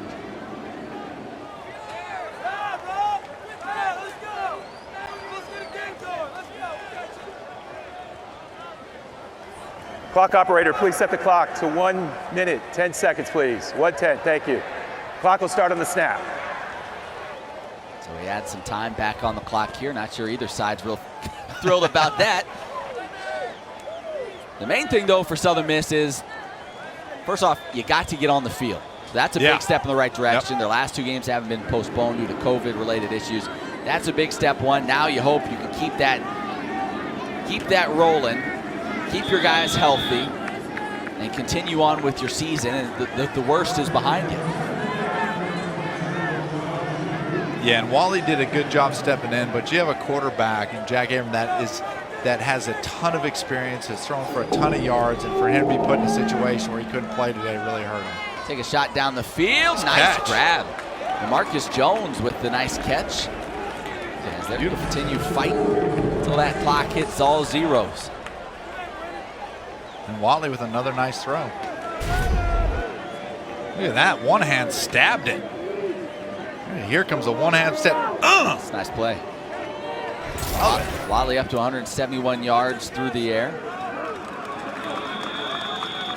As that may well do it Darius on Mayberry this on ball the game. carry, tackle made by number 33 Stevenson. Well, That's the catch of the day. They got a timeout. Timeout. Southern Miss. Southern Miss, they want to play this thing through and see if they can't put some points on the board. They're trying to finish it out. I respect that. Tim Billings got thrown into it here this week when Scotty Walden came down with COVID. He had to step up, try to lead this team. Long time coach, over 4 decades. He's been a coach, and I'll say this, it's not going to turn out their way, but he has to love the fight he saw out of his group in the third quarter especially. And if you keep improving on the defensive side as they move forward, they're going to might sneak up and surprise a few people in the back stretch of this schedule. It's a proud football program. They've had some great seasons and had some championships crowned from the conference level. Watley slinging to the end zone, caught for the touchdown. Jason Brownlee ends up getting the score, but a flag is down on the play, and I think Watley's down too. Did he take a shot at the end of this? Now he pops up and starts trying to make his way to the sideline. Personal foul. Targeting. On the defense. The previous play, personal foul, roughing the passer with targeting. The previous play is under review. Well, that could potentially be huge for whoever this is called against. And Watley got up and started sprinting off the field, but now he's down on one knee. Let's see. That's shot right under the chin. That was Steven Sings. He tried to pull off. You could see at the end he was trying to pull off. Be interesting to see how they call. It's like to be able to see this from the end zone copy.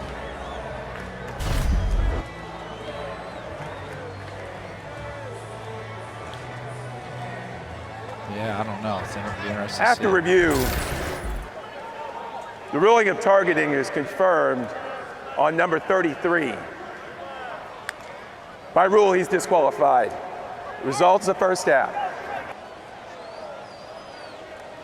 So Steven Sings tossed from this one, and he'll end up finding himself on the sideline for the first half of that Virginia Tech game in 2 weeks. I hate to see that with 18 seconds left in the game.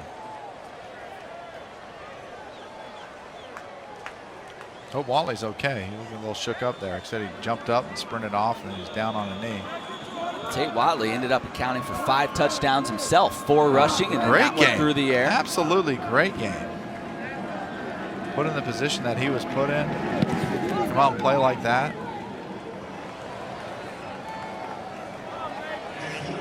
He's getting examined by the Southern Miss medical staff. Tough kid. Played hard today. Well, Hugh Freeze is about to get a win over his alma mater. He said it wasn't all that important to him. Right now, I think he's got other things on his mind. I don't think he's happy about the targeting call. There's been a few calls he wasn't thrilled with today. But he's going to get the win. Oh, you know what, though, Matt? Refs are people, too. You have to love on them, too. Right?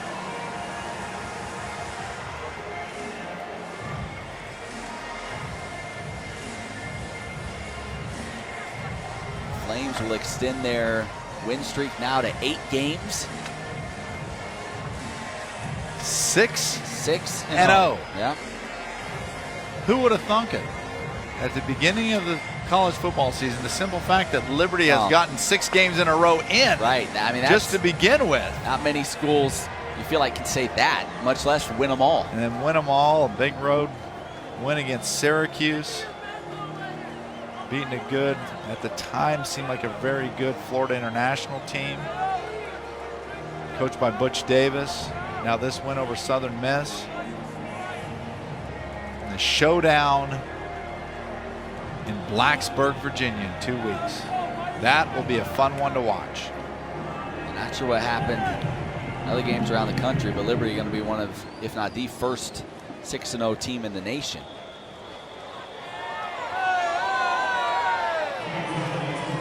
Right now, I think Hugh Freeze just wanting to get on out of here before anything else. happens.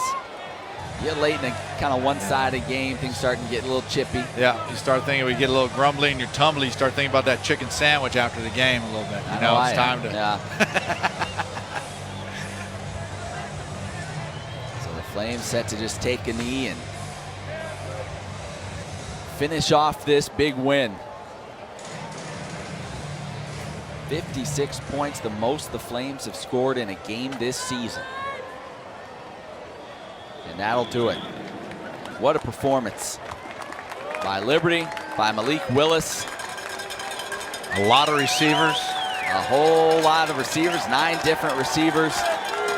And the Flames just keep on rolling. 6-0 now for the 3rd time in program history, matching the 1989